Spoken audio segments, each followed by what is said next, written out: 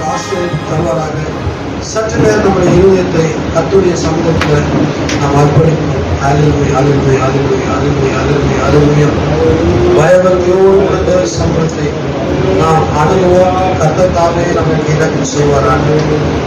இந்த பிள்ளைகள் தாமே தேவனை கண்ணோக்கி பார்க்க கர்த்தர் அவருடைய இருதயங்களோடு பேசுவாராக. நம்ம ஒவ்வொருவருக்கும் கர்த்தர் இரக்கம் செய்வாராக. நாம் வாழ்ந்து கொண்டிருக்கிற இந்த நேரத்தை தேவன் தாமே நமக்கு இரக்கம் செய்வாராக. நான் கண்டுகொள்ளத்தக்கதாக உதவி செய்வாராக.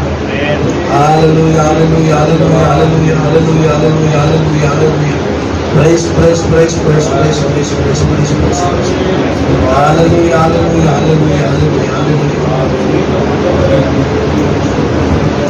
Hallelujah, hallelujah, hallelujah, hallelujah, hallelujah, hallelujah. பயபக்தியோடு இருப்போம். ஆண்டவரே, எனக்கு நல்ல உணர்வை தாரும், நல்ல புரிந்துணர்வை தாரும், என்னுடைய இருதயத்தை வார்த்தைக்கு நேராகும். ஆண்டவரே, என்னுடைய வாழ்நாள் முழுவதும் உம்மை சேவிக்க எனக்கு இரக்கம் செய்யும். உமக்கு சாட்சியாய் ஜீவிக்க எனக்கு உதவி செய்யும். நிச்சயமாக தேவன் உங்களை அமிதமாகவே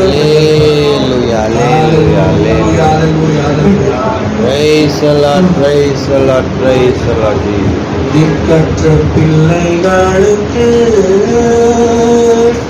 சகாயம் நீரே அல்லவோ, இக்காலம் துணை அவர்க்கு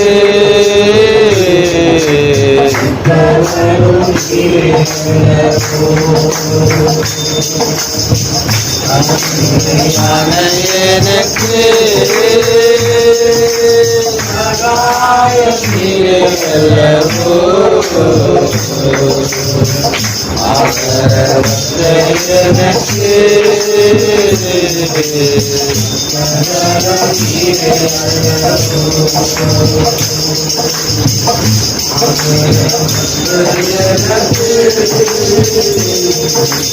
அகபலம் நீரே அல்லவோ, மறந்தாலோ நீர் என்னை மறப்பதில்லை, தாய் என்னை மறந்தாலோ நீர் என்னை மறப்பதில்லை, ஏழையின் ஜெபம் கேளோ, ஏழையின் ஜெபம் கேளோ, இயேசுவே மனம் இரங்கும், இயேசுவே மனம் இரங்கும், பிள்ளைகளுக்கு சகாய நீரே அல்லவோ, இக்காலம் துணை அவர்க்கு இப்பவரும் நீரே அல்லவோ, அடிமையான எனக்கு சகாய நீரே அல்லவோ, ஆதரவற்ற எனக்கு சகலம் நீரே அல்லவோ, சகலம் நீரே அல்லவோ. ஆமென். ஹல்லேலூயா. திக்கற்ற பிள்ளைகளின் தேவனே, ஆமென், ஆமென், ஆமென். இந்த காலவேளையில் இருதயத்தை தாழ்த்தி தேவரே உங்கள் மத்தியில் பிரசன்னராகும்படி, எங்கள் மத்தியில் எழுந்தருளும்படி நாங்கள் இங்கே அநேக பாடங்களும் வண்ண வண்ணமாகவே போவோம் என்றால் எந்த ஒரு பிரயோஜனத்தை ஆனால் எம்மாவும் அவர்கள் ஆண்டவரே அவர்களோடு பேசினீர், அவர்கள் பொழுது அவர்களுடைய பிரயாண தூரம் ஆண்டவரே 6 மணி நேர பிரயாணம், ஆண்டவரே அது 6 நிமிடங்களை போல கழிந்து போனது. பேச பேச பேச அவருடைய சோதனைகள் மறைந்து, கவலை மறைந்து, கண்ணீர் மறைந்து, துக்கம் மறைந்து, இருதயத்தில் இருக்கிற அழுத்தம், டிப்ரெஷன், எல்லாமே கவலை எல்லாமே அவருக்கு கடந்து கொள்ளுதாங்க. இந்த காலவழி எங்கள் மத்தியில நாங்கள் உங்க ஆண்டவரே உடைய பிரசனத்தை நாங்கள் விரும்புகிறோம். வார்த்தை ஆண்டவரே நாங்கள் தியானிக்கும் போது எங்களுக்கு உதவி செய்யும். பரிசுத்த ஆவியானவர் எங்களுக்கு புரிந்து கொள்வதை வழிநடத்த ஆண்டவரே, மிக சரியான ஆண்டவரே ஜீவித்து உங்களுக்கு சாட்சியாக எங்கள் ஒவ்வொரு மீது ஒரு இடத்தை தங்கியிருக்கிறோம். ஒவ்வொரு மீது ஒரு தயவு தங்கியிருக்கிறோம். கர்த்தர் தாமே எங்களுக்கு கிருபையும் சமாதானம் வேண்டிக் கொள்ளும். இதோ இந்த பலவீனமும் ஆண்டவரே சுயவீனமுமான பலப்படுத்தும் ஆண்டவரே, எங்கள் சகாயரே, எங்கள் ஆதரவே, வேலையில திவ்ய பிரசனை வார்த்தை தியானிக்கிற வேளையிலே எங்களோடு பேசும். எங்களுக்கு கர்த்தர் கிருபை செய்யும். எல்லா காரியத்துக்கும் நாமும் உயர்ந்திருக்கிறோம். சகல நலத்திற்கும் துணிக்கும் ஸ்தோத்திரத்திற்கும் பாத்திரராகிய கர்த்தராகிய இயேசு கிறிஸ்து நாமத்துக்கே நன்றிகளை ஏறெடுத்துச் சொல்கிறோம். நாம் நின்று கொண்டிருக்கிற வேளையிலே பரிசுத்த வேதாகமத்திலிருந்து நான் நிறைய வேத பாரியங்களை வாசிக்க போவதில்லை. நேரத்தை சற்று குறைப்பதற்காக, நேரத்தை சற்று உபயோகிப்பதற்காக பரிசுத்த வேதாகமம் அவசியமானது. அநேக விஷயத்திற்காக வாசிக்கிறோம். உங்கள் வீடுகளில் நீங்கள் அடுத்த வாரத்தில் லேவியராகமம் 23ஆம் அதிகாரத்தில் வெளிப்படுத்தும் விசேஷம் 7, 8, 9, 10 இந்த 4 அதிகாரங்களையும் நீங்கள் ஒரு விஷயம் 2 விஷயம் படித்து தியானித்து வாருங்கள். நாம் அதிலிருந்து தியானிப்பதற்கு சில காரியங்கள் நமக்கு உதவியாக இருக்கும். லேவியராகமம் 23ஆம் அதிகாரம்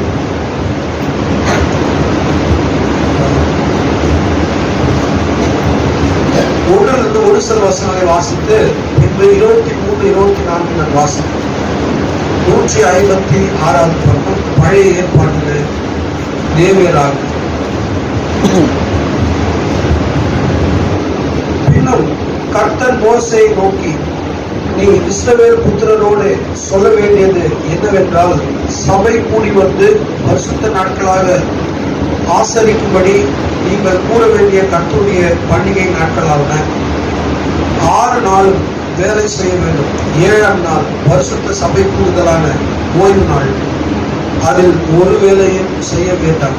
அது உங்கள் வாசஸ்தலங்களில் எல்லாம் கர்த்தருக்கென்று ஓய்ந்திருக்கும் நாளாயிருப்பதால் சபை கூடி வந்து பரிசுத்தமாய் ஆசாரிக்கும்படி நீங்கள் குறித்த காலத்தில் கூற வேண்டிய கர்த்தரின் பண்டிகைகளான 1ஆம் மாதம் 14ஆம் தேதி அந்தி நேரமாகிய வேளையில் கர்த்தரின் பஸ்கா பண்டிகையும், அந்த மாதம் 15ஆம் தேதியிலே கர்த்தருக்கு புளிப்புள்ளா அப்ப பண்டிகையுமாய் இருக்கும். 7 நாள் புளிப்புள்ளா அப்பங்களை புசிக்க வேண்டும். அதுக்கு அடுத்தது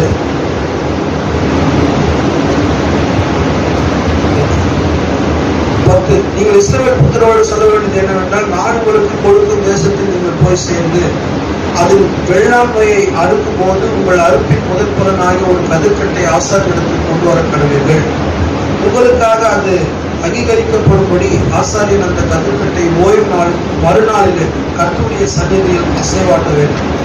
நீங்கள் அந்த கதிர்கட்டை அசைவாட்டினாலும் கர்த்தருக்கு சர்வாங்க தகன பலியாக ஒரு வயதான பழுதற்ற ஒரு ஆட்டுக்குட்டியையும், கர்த்தருக்கு ஒரு சுகந்த வாசனையான தகன பலியாக ஒரு மரக்காலிலே 10 பங்கானதும் எண்ணெயிலே பிசைந்ததுமான மெல்லிய மாவாகிய போஜன பலியையும், திராட்சை பழ ரசத்திலே காற்படியாகிய பான பலியையும் செலுத்த கடவீர்கள். அதற்கு அடுத்தது 15, 14 நீங்கள் அசைவாட்டு கதிர்கட்டை கொண்டு வரும் ஓய்வு நாளுக்கு மறுநாள் முதல் கொண்டு, நல்லா கவனிங்க, நீங்கள் அசைவாட்டும் கதிர்கட்டை கொண்டு வரும் ஓய்வு நாளுக்கு மறுநாள் முதற்கொண்டு என்ன துவக்கி 7 வாரங்கள் நிறைவேறின பின்பு 7ஆம் ஓய்வு நாளுக்கு மறுநாள் ஆகிய 50ஆம் நாள் மட்டும் எண்ணி கர்த்தருக்கு புதிய போஜன பலியை செலுத்த கடவீர்கள். 23, 24 பின்னும் கர்த்தர் மோசேயை நோக்கி, நீ இஸ்ரவேல் புத்திரரோடு சொல்ல வேண்டியது என்னவென்றால், உங்களுக்கு 7ஆம் மாதம் 1ஆம் தேதி எக்கால சத்தத்தால் ஞாபகக்குறியாக கொண்டாடுகிற பண்டிகை என்கிற சபை கூடும் பரிசுத்த ஓய்வு நாளாய் இருப்பதாக. கர்த்தர் தாமே வாசிக்கப்பட்ட இந்த வேறு வசனங்களை ஆசீர்வதிப்பாராக. நாம் யாரும் உட்கார்வோம். புரிந்து கொள்ளத்தக்கதாக நம்முடைய அண்டர்ஸ்டாண்டிங்ஸை தேவன் திறப்பாராக. கர்த்தரை நாம் மகிழ்வதாக. ஒரு சில வேத பகுதிகளை நாம் இடைவெளியாக வாசிக்கலாம். கர்த்தர் கிருபை செய்வாராக. இந்த புஸ்தகத்தை நீங்கள் ஏற்கனவே படித்திருந்தாலும் நீங்கள் இன்னும் ஒரு விஷயத்தை படிப்பீர்கள் என்றால் இது உங்களுக்கு ஒரு நல்ல காரியத்தை உங்களுக்கு ஆவிக்குரிய ரீதியமாக அளிக்கும். ஃபீஸ்ட் ஆஃப் தி ட்ரம்பட்ஸ், எக்கால பண்டிகை என்ற இந்த செய்தி புஸ்தகம் எவ்வளவு பேர்கிட்ட இருக்குதுங்க? வேணா பிடிஎஃப்ல அனுப்பிச்சு விட்டுலாம். யாராச்சும் வேணும்னா நீங்க பிடிஎஃப் படிக்கலாம், இல்லை அதை பிரிண்ட் கூட எடுத்து படிங்க. கர்த்தர் உங்களை ஆசீர்வதிப்பாராக. Okay, so feast of the trumpets, எக்கால பண்டிகை என்கிறதான இந்த காரியத்தை நாம் தியானிக்கலாம். ஆக்சுவலா நாம உண்மையிலே பேசும்போது என்னன்னா 7 எக்காலங்களை தான் நான் பேச போகிறேன். வெளிப்படுத்தும் விசேஷ புஸ்தகத்தில் 7 எக்காலங்களை குறித்திருக்கிறது. 7 எக்காலங்களை தான் நாம் தியானிக்க போகிறோம். ஆனா இந்த 7 எக்காலங்களை படிப்பதற்கு தியானிப்பதற்கு முன்பாக எக்கால பண்டிகை என்கிறதான இந்த செய்தியை நாம இன்னைக்கு தியானிக்கலாம். இது எல்லாமே கடைசியில ரொம்ப தேவனுடைய கிருபையினால மிக அழகாக நம்முடைய தீர்க்கதரிசி மூலமாக இவை எல்லாமே ஒன்றன் பின் ஒன்றாக மிக நேர்த்தியாக அடுக்கி வைக்கப்பட்டு நம்முடைய பார்வைக்கு இருப்பதை நாம் பிறகு தெரிந்து கொள்ளலாம். ஓகே, கர்த்தரை நாம் மகிழ்வதாக. ஒரு வேத தீர்க்கதரிசியுடைய ஒரு செய்தி மேற்கோளை நான் வாசிக்கிறேன். தீர்க்கதரிசி என்ன சொல்றாருன்னா, வெளிப்படுத்த விசேஷத்தின் கடைசி 7 கலசங்களை பற்றியும் 7 எக்காலங்களை பற்றியும் 7 இடி முழக்கங்களை பற்றியும் உங்களுக்கு போதிக்கும் நோக்கத்துடன் இங்கு வந்திருக்கிறேன். இது எப்போ பிரசங்கிக்கிறார்னா 1965 வருஷத்துல அவர் இந்த செய்தியை பொல்லாத காலத்தில் தேவன் என்பதான செய்தியில பிரசங்கிக்கிறார். இது எப்படி நடக்குதுன்னா 1965 வருஷம் ஆகஸ்ட் மாசம் 1ஆம் தேதி. சரிங்களா? ஆகஸ்ட் மாசம் 1ஆம் தேதி அவர் சொல்றாரு. என்ன சொல்றாருன்னா, வெளிப்படுத்த விசேஷத்தில் கடைசி 7 கலசங்கள்.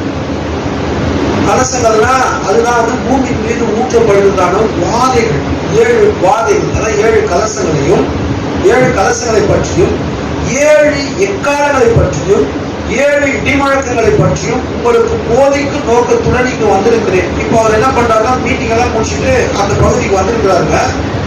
இந்தியானா அவருடைய ஓன் சர்ச்சில் வந்திருக்கிறாரு. அவைகளை திறக்கப்பட்ட 7 முத்திரைகள் 7 சபைகள் இவற்றை பின்பற்றி நாம் வாழும் இந்த சமயத்தில் ஒன்றாக பிணைத்து பார்க்க வேண்டும். இப்போ என்ன சொல்றாங்க, 7 கலசங்கள் 7 எக்காலங்கள் 7 இடி முழக்கங்கள். இது மூன்றையுமே நாம் நமக்கு இப்போ ஓபன் ஆகிருக்கிறதான 7 முத்திரைகளையும் அவர் 1960 பேசுறதான 7 சபை காலங்களையும் ஒன்றாக இணைத்து இவைகளை நாம் வாழும் இந்த சமயத்துல ஒன்றாக பிணைத்து பார்க்க வேண்டும். இவைகளை பிரசங்கிக்க இங்கு இடம் போதாது. அதை எவ்வளவு விரைவாக முடியுமோ அவ்வளவு விரைவாக அதற்கென போதிய இடவசதி உள்ள ஒரு இடத்தையும் நாம் இங்கோ நியூ ஆல்பரியில் உள்ள லூயிவில்லோ எடுத்து செய்வோம். என்ன சொல்றாருன்னா, அவர் ஒரு மீட்டிங் நடக்கும்போது ஒரு எல்லாருமே அனௌன்ஸ் பண்றாரு. இப்ப 7 முத்திரைகள் 7 சபைக்காரங்களும் பேசும்போது அவர் அனௌன்ஸ்மெண்ட்லாம் கொடுக்குறாங்க. அதுக்கு அவர் நிறைய பேர் தங்கி அந்த செய்தியெல்லாம் தியானிக்கிறாங்க. அதே போல நாம் ஒரு நேரத்தை நம்ம சர்ச்சிலேயோ அல்லது நியூ ஆல்பரியில் இருக்கிறதான லூயிவில்லோ நாம் அது மாதிரி ஒரு இடத்தை நாம் எடுத்து நம்ம செய்வோம். இதற்கென ஒரு பெரிய கூடாரத்தை அமைத்து கொண்டு அங்கு கர்த்தர் நம்மை நடத்துகிற வரையிலும் தங்கி இருந்து அவற்றை கேட்போம். கர்த்தர் நம்ம எவ்வளவு நடத்துறாரோ அங்க இருந்து அதை கேட்போம்னு சொன்னாருங்க. இது எப்ப சொன்னாருங்க? 1965 வருஷம் ஆகஸ்ட் மாசம் 1ஆம் தேதி. ஆனா செப்டம்பர், அக்டோபர், நவம்பர், டிசம்பர்ல 4 மாசம் அதுக்கப்புறம் அவர் இருந்தாருங்க. டிசம்பர் மாதத்துல அவர் தாமே மகிமைக்கு எடுத்து செல்லப்பட்டார். சரிங்களா? சோ அவர் என்ன சொல்ல வந்தார்னா, இது எல்லாத்தையும் ஏற்கனவே அவர் பேசி இருக்கிறார்.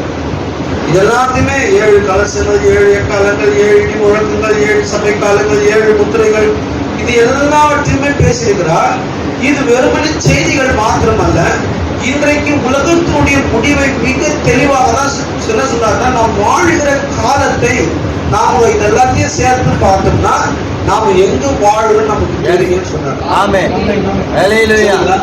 ஆனா அவர் இதெல்லாம் சேர்த்து ஒரு மீட்டிங் மாதிரி வைக்கணும்னு நினைச்சாருங்க. அதுக்கான ஒரு இடத்தை ஆயத்தப்பட்டு நினைச்சாருங்க.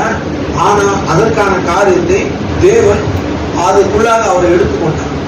ஆனா அவர் நம்முடைய கண்ணுடைய திட்டவரிசி மகிமைக்கு கடந்து போனாலும் அவருக்குள்ளே இருந்ததான அதே தெய்வீக ஆவி நம்முடைய மக்கள் மத்தியில் இருக்குது. நாம விசுவாசம் நம்ம கிட்ட உலக ஆவி இல்ல, கம்யூனிஸ்ட் ஆவி இல்ல, ஸ்தாபன ஆவி இல்ல, சினிமா ஆவி இல்ல, விளையாட்டு ஆவி இல்ல. என்ன ஆவி இருக்குங்க? தேவனுடைய பரிசுத்தம். தேவன் நமக்கு மகத்தான தெய்வீகமான ஆவியை கொண்டிருக்கிறார். அப்போ அவனால அதை செய்ய முடியும். அவருக்கு அதுக்கான தேவன் அந்த காரியத்துக்கு முன்பாக அவர் எடுத்துக்கொண்டார். ஆனா இது நாம இன்னைக்கு இது எல்லாமே செய்ததா இருக்குது. அப்போ இது எல்லாவற்றையும் நம்ம தேடி அப்போ இது என்னதான் கொண்டு வரதுன்னு பார்க்கும்போது நாம் எங்கே வாழ்கிறோம், நம்முடைய சமயம் என்ன என்பதை நாம் நிச்சயமாக பார்க்கணும். சோ முதலாவது இந்த எல்லாவற்றையும் பேசுவதற்கு முன்பாக 7 சபை காலங்களை நாம் படிக்கணும். 7 church ages. இந்த 7 church ages படிச்சாதான் உங்களுக்கு 7 முத்திரைகளும் 7 கலசங்களும் 7 எக்காலங்களும் 7 இடிமுழக்கங்களும் தானியேலுடைய 70 வாரங்களும் மிக தெளிவா புரியும். 7 சபை காலங்களும் ஒரு புத்தகம் இருக்குது இல்லைங்களா? 7 church ages 2 பாட்டு இதுக்கு இயேசு கிறிஸ்துவை பற்றிய வெளிப்படுத்துறது பார்ட் 1 பார்ட் 2 இருக்குது. 7 சபை காலங்களுடைய வியாக்கியானம் ஒரு புத்தகம் இருக்குது. இதை நீங்க படிக்கும் போதுதான் இந்த எல்லா விஷயமே இப்ப நான் திருக்கதரிசி சொன்ன அது எல்லாமே நமக்கு புரியும். அப்போ அது ஏன்னா இதை படிக்கும் போதுதான் மற்ற எல்லா வெளிப்பாடுமே அதோடு நமக்கு புரியும். ஏன்னா 7 முத்திரைகள், இந்த 7 முத்திரைகள் திருக்கதரிசி ஆட்டுக்குட்டியானவர் 7 முத்திரைகளை திறந்தார். 7 முத்திரைகளிலும் 7 விதமான ரகசியங்கள் இருந்தது. இந்த முத்திரைகளை திறக்கும் பொழுது அந்த முத்திரைகள் இருந்துதான் 7 சபை காலங்களே வந்தது. அவர் 7 முத்திரைகள் அதுக்கு முன்னாடி 7 சபை காலங்கள் பேசுறாரு. ஆனா 7 சபை காலங்களை 7 முத்திரைகளை அவர் பேசும்போதுதான் 7 சபை காலத்தை 7 முத்திரைகள் அடங்கினார். புரியுதா இல்லைங்களா? அவர் 7 church ages கொண்டு போய் பேசிட்டாரு. அதன் பிறகு 3 years கழிச்சுதான் வந்துட்டு 7 seals ஓபன் பண்ணப்பட்டது பேசுறாங்க. ஆனா அந்த 7 முத்திரைகளை பேசும்போது அந்த 7 முத்திரைகளுக்குள்ள அந்த 7 சபை காலங்கள் இருக்குது. அந்த 7 முத்திரைகளுக்குள்ள 7 இடி முழக்கம் இருக்குது. 7 முத்திரைகளுக்குள்ள 7 எக்காலங்கள் இருக்குது. 7 முத்திரைகளுக்குள்ள 7 வாதைகள் இருக்குது. அதனாலதான் நாம தொடர்ந்து இதை படிக்கணும். இது வந்து நம்ம கேள்வி எல்லாம் என்ன பண்றோம், ஏன் கேட்க புரியுதுல்ல? இதுக்குதான். அதனாலதான் நம்ம இது படிக்கணும். எப்படியாச்சும் இதை படிக்க வைக்கணும், எப்படியாச்சும் நம்ம இதை படிக்கணும். ஏன்னா இதுதான் கீயா இருக்குது. இந்த கீ அதுதான் மற்ற இது நான் சொல்ல கர்த்தருடைய தீர்க்கதரிசியே சொல்லியிருக்காரு. அப்ப இந்த 7 seals தான் எல்லாமே வார்த்தைங்க தீர்க்கதரிசி சொல்றார். இந்த 7 இடிகள் 7 எக்காலங்கள் எல்லாமே 7 வாதைகள் எல்லாமே 7 முத்திரைகள் கீழாக இருக்கிறது. பாருங்க, இந்த வேதாகமும் நம்முடைய பரிசுத்த வேதாகமும் 7 முத்திரைகளால் முத்திரைக்கப்பட்டிருந்தது. சரிங்களா? இதன் முப்புறத்துல ரகசியங்கள் மறைந்திருந்த இந்த முழு புஸ்தகமும் வெளிப்படுத்தப்படுது, அதாவது முத்திரை போடப்பட்டிருந்தது. ஆனா இந்த கடைசி நாட்கள்ல ஆட்டுக்குட்டியானவர் இந்த புஸ்தகத்தை திறந்து வெளிப்படுத்த விசேஷத்துல மறைவா இருக்கிற எல்லாவற்றையுமே நமக்கு விளக்கி காண்பித்தார். சோ நாம பார்த்தத குதிரையில போறோம்னா அது வெறும் குதிரை கிடையாது. குதிரை என்பது வெள்ளை குதிரை, சிவப்பு குதிரை, கருப்பு குதிரை, மங்கின நிறமுள்ள குதிரை. இந்த நான்குமே வெறுமனே குதிரை கிடையாதுங்க, அது ஒரு வல்லமை. சரிங்களா? மூன்றாவது குதிரையில வருகிறவன் வந்து கையில வந்து என்ன வச்சிருக்கிறான்? தராசு வச்சிருக்கிறான். தராசு வச்சு ஒரு பணத்திற்கு ஒரு படி கோதுமை என்றும் ஒரு பணத்திற்கு 3 படி வார் கோதுமை என்றும் விற்கிறான். திறக்கும் போது என்ன சொன்னாரு? இன்னைக்கு பிசாசு தான் இந்த ட்ரேடிங் அண்ட் பினான்ஸ் கமர்ஷியல் எல்லாமே அவருடைய கருத்து தான் இருக்கு. புரியுதா இல்லையா?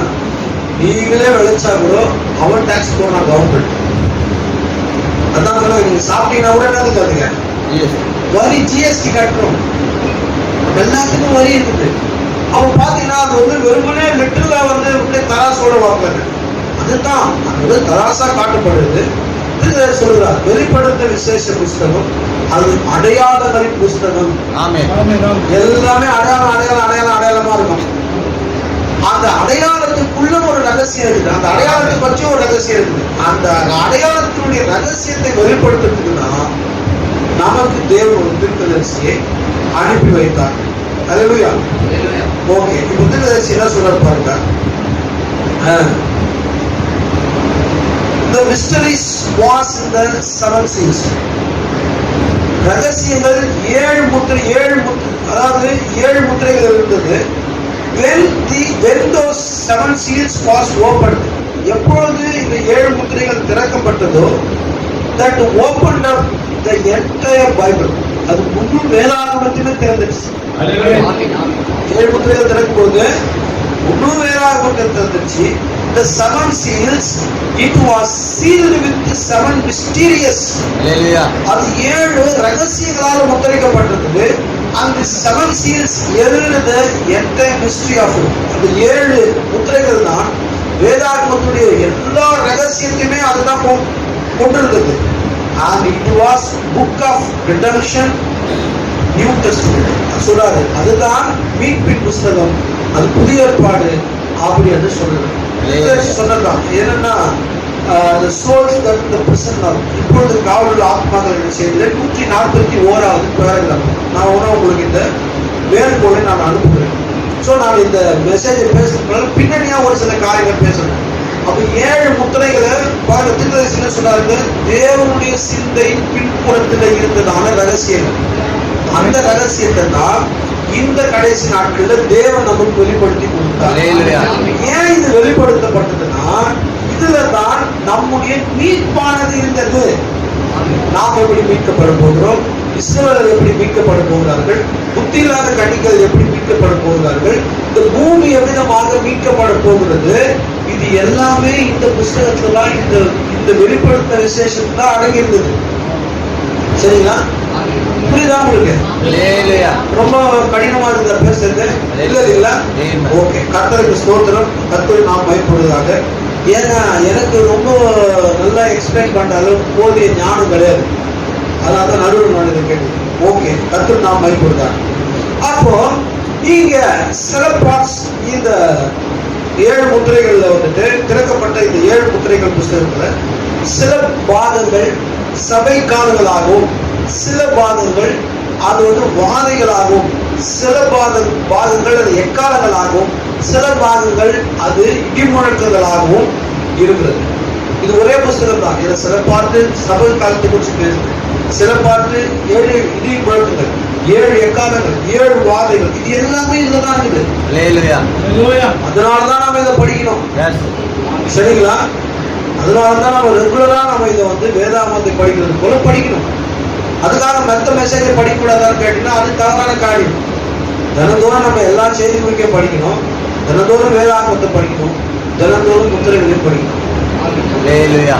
ஆமா, டெய்லி ஒரு 10 பேஜ் 5 பேஜ் ஆச்சு நீங்க படிக்கணும். ஏன்னா இதுதான் கீயா இருக்குது. இதை நீங்க படிக்கும் போதுதான் நீங்க எப்படியாக தேவன் நமக்கு மீட்ப வச்சிருக்கிறார், எப்படி இந்த பூமி மீட்கப்பட போகிறது, எப்படி இந்த உலகத்துடைய காரியம் என்ன நடக்க போகுது, எப்படி இந்த உலகத்துக்கு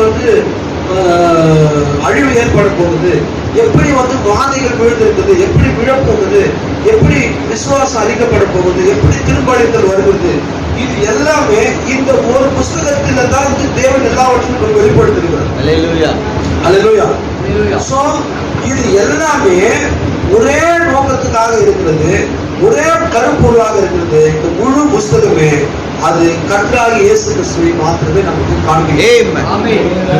இதனுடைய எல்லா தீம் என்னங்க? எல்லாமே நீங்க இதை முழுக்க முழுக்க படிக்கும் போது இது அதற்கு சொல்றாரு. வேதாகமத்தில் இருக்கிற 66 புஸ்தகங்கள் இருக்குது. ஒவ்வொருத்தரும் ஒரு புஸ்தகத்தை எழுதினாங்க. ஆனா வெளிப்படுத்த விசேஷ புஸ்தகத்தை அதை அது ஒரு உண்மையான ஆக்கியம் யாருன்னா ஜீசஸ் கிரைஸ்ட். அவர் காட்டுனால்தான் யோவான் எழுதுறாங்க. அதுவும் அவருக்கு தெரியாது. அது முழுக்க முழுக்க இயேசு கிறிஸ்துவை பற்றின அப்புறம் குறித்தாரு. சரிங்களா? அப்போ அதுதான் இந்த வேதாகமத்தினுடைய இந்த 7 முத்திரைகளுடைய மகத்தான கொள்கை என்னவென்றால் அது கர்த்தராகிய இயேசு கிறிஸ்துவை மாத்திரமே நமக்கு காட்டுகிறதாக இருக்கு. அல்லேலூயா. அப்போ ஆட்டுக்குட்டியானவர் இந்த முத்திரைகளை நமக்கு திறந்த பொழுது முழு வேதாகமும் நமக்கு திறக்கப்பட்டாயிடுச்சு. நமக்கு எதுவுமே மறைவாக இல்லை. எனக்கு இந்த புஸ்தகம் புரியல, இந்த வேத வாக்கியம் புரியல அப்படின்னும் போது நீங்க ஜெபித்து நீங்கள் தொடர்ந்து வேதாகமத்தை நீங்கள் வாசிப்பீர்கள் என்றால், செய்திகளை வாசிப்பீர்கள் என்றால் நிச்சயமாக உங்களுக்கு ஒரு புரிந்து கொள்ளுதல் உண்டாகும். சில பேர் சொல்றாங்க 7 வருஷம் உபத்திர காலம் இருக்குது, 7 வருஷம் உபத்திர காலம் இருக்குது அப்படின்னு சொல்றாங்க. அதை ஆதரிப்பதற்கு தீர்க்கதரிசியினுடைய எந்த ஒரு மேற்கோளுமே இல்லை. சரிங்களா? அவர் இல்ல, நான் சொன்னதை நீங்க கொஞ்சம் மிக்ஸ் பண்ணிட்டீங்க, நான் சொன்னதை நீங்கள் தவறாக புரிந்து கொண்டீர்கள். அது முதல் பாதி வருஷம், அந்த 7 வருஷத்தினுடைய பாதி கர்த்தராகிய இயேசு கிறிஸ்து ஊழியம் செய்த நாட்களில் சேர்க்கப்பட்டாயிற்று. இன்னுமே 3.5 வருடங்கள், 42 மாதங்கள், 1260 நாட்கள் மட்டும்தான் இருக்குதுன்னு சொல்றாருங்க. இதை விட வேற எப்படி தெளிவா சொன்ன நம்ம எதிர்பார்க்க முடியும்? அவர் என்னன்னா சொல்லட்டும், நான் என்னுடைய சபைக்கு நான் இப்படிதான் போதிக்கிறேன் அப்படின்ட்டு சில போதகர்கள் இருக்கிறாங்க. என்னுடைய ஒரே ஒரு விசுவாசம் என்ன தெரியுங்களா? அவர் வானத்திலிருந்தே நெருப்பை கொண்டு வந்து 1000 பேரை உயிரோடு எழுப்பி ஒரு காரியத்தை சொல்லி இதை நம்ப சொன்னாங்கன்னா, எனக்கு வேதாகமம் தான் நமக்கு அடிப்படை. வேதம் என்ன சொல்லுங்க? 7ஆம் சபையின் தூதனுக்கு எழுதுகிறது என்னவென்றால், யார் எழுதப்பட்டதுங்க? 7th angel தீர்க்கதரிசி தான் எழுதப்பட்டது. அப்பொழுது சொல்றதுதான் முற்றிலுமானது. நான் சொல்றது வேதத்துல இல்லைன்னா செய்தியில இருந்து நீ தயவு செஞ்சு அதை எடுத்துக்காதீங்க. அது ஒரு 32 மணி தூக்கி போட்டு தாராளமா போகலாம். நான் சொல்லுகிற காரியம் வேதாகமத்தில் இல்லை என்றால். சரிங்களா? ஆமாங்க, நாம தேவனுடைய வார்த்தைக்காக வாழ வந்திருக்கிறோம். ஒரு சபைக்காகவோ ஒரு போதகருக்காகவோ அவருக்காக இவருக்காக நம்ம வாழ வரல. நாம் தேவனுடைய பாருங்க, நீங்க நாளைக்கு என் சர்ச்சை விட்டு கூட போயிடலாம். நீங்க தொடர்ந்து கிறிஸ்துவுக்காக ஜீவித்து நீங்க பரலோக ராஜ்யத்துக்கு வரலாம். நான் தவறா உன்னை போதிக்கும் போது, இவர் ரொம்ப நாளா நான் பழகிட்டோம், நாங்க ரொம்ப நாளா ஐக்கியத்துல இருந்துட்டோம், நாங்க ரொம்ப வருஷமா இருந்துட்டோம், இவர் ஒரு பெரிய போதகர், இவர் சொல்றது தவறா இருக்காது அப்படின்ற மாதிரி நீங்க நினைப்பீர்களானால் அது உங்களுக்கு நல்ல ஆரோக்கியமான காரியமாக இருக்காது. ஆமா, பாருங்க, நம்முடைய காரியம் வேதத்துல இருந்தா நீங்க அதை உயிரை கொடுத்து அதை விசுவாசிக்கலாம். யார் அது விரோதமா வந்தாலும் அதை குறிச்சு என்னவே தேவை. கர்த்தருடைய வார்த்தை அப்படி சொல்லுது அப்படின்னு நீங்க தியானிக்கலாம். அப்போ பாருங்க, அப்போ இந்த 7 முத்திரைகளை தேவன் நமக்கு திறந்து கொடுத்த போது அது மனவாழ்வுடைய மீட்பு இருக்குது, 1,44,000 மீட்பு இருக்குது, புத்தி இல்லாத கனிகளுடைய மீட்பு இருக்குது, பூமியினுடைய மீட்பு இருக்குது. இது எல்லாமே ஒன்றோடு ஒன்றாக இணைக்கப்பட்டிருக்கிறது. இந்த 7 முத்திரைகள் மூலமாக நாம் எதையெல்லாம் இந்த புஸ்தகத்திலிருந்து நாம் எதையெல்லாம் நாம் மனிதன் இழந்து போனாலும் அதெல்லாவற்றையும் பெற்றுக் கொள்வதற்கு தேவன் நமக்கு திரும்ப அளித்தலை தருவதற்கான ஒரு காரியத்தை இதுல வச்சிருக்கிறார். ஆதாம் இழந்து போனதுதான் பிலோ மெசேஜ்ல பேசுறார். அவன் எல்லாத்தையும் இழந்துட்டான். ஆனா நமக்கு என்ன பண்றாருங்க? அது திரும்ப அளித்ததான் இந்த முத்திரைகள் மூலமா நாம புரிந்து கொள்றோம். அப்போ நாம இங்க வாசிக்க போகிறது, நாம பார்க்கிறதான இந்த எக்காலங்கள் எதை குறிக்கிறது என்றால், நாம இன்னைக்கு என்ன பார்க்கிறோம்னா எக்காலம் பண்டிகைகளோட மெசேஜ் பார்க்கறங்க. அதுக்கு முன்னால எக்காலங்கள் இது எல்லாமே பார்த்தீங்கன்னா நம்ம ஒன்னா போட்டு கன்ஃபியூஸ் பண்ணிக்கூடாது. நீங்க தொடர்ந்து கவனிச்சுட்டே வந்தீங்கன்னா ரொம்ப கஷ்டமே இல்லை, ரொம்ப தெளிவா உங்களுக்கு புரியுங்க. ஓகே, எக்காலங்களை குறித்து நாம பார்க்கும்போது பழைய ஏற்பாட்டுல எக்காலங்கள் ஊதுறதுக்கு சில காரணங்கள் இருக்குது. அந்த காரணங்கள் தான் இந்த எக்காலங்கள் பழைய ஏற்பாட்டுல ஊதப்பட்டது. முதலாவது என்னவென்றால், பரிசுத்த சபை கூடுவதற்காக ஆசாரியர்கள் எக்காலம் ஊதுனாங்க. சரிங்களா? நீங்க ஒரு இடத்துல இருப்பீங்க, நான் ஒரு இடத்துல இருப்பேன், இவரு ஒரு இடத்துல இருப்பாரு, அவர் ஒரு இடத்துல இருப்பாரு. இப்ப இருக்கிற மாதிரி phone, intercom, conference, mail, WhatsApp, Twitter, Facebook, இது இன்ஸ்டாகிராம் என்னெல்லாம் இருக்குதுங்க. இந்த மாதிரி எந்த நவீன தொழில்நுட்பமும் இல்லை, டெலிகிராம் இல்லை, டெலிஃபோன் இல்லை, எதுவுமே இல்லை. அவங்க அப்பப்போ அங்கே இருப்பாங்க. நீங்க பாத்தீங்கன்னா பழைய சபைகள்லாம் மணி அடிப்பாங்க. எத்தனை பேருக்கு தெரியுங்க? இந்த சர்ச்சில் மணி அடிப்பாங்க. காலையில பழைய மாதா கோயில்கள்லாம் மணி அடிப்பாங்க. இட் மீன்ஸ் என்னன்னா ஆராதனைக்காக கேதர் பண்றது. புரியுதுங்களா? அந்த காலத்துல என்ன பண்ணாங்கன்னா ட்ரம்பட் வாசிப்பாங்க, எக்காலங்களை ஊதுவார்கள். எக்காலம் ஊதும் போது பாருங்க, அதுக்கு என்ன காரணம்னா தேவன் அந்த ஜனங்களை பரிசுத்த ஓய்வு நாளுக்காக கூப்பிடுறார். லேவியராகமம் 23:4 ஒருத்தர் வாசிங்க.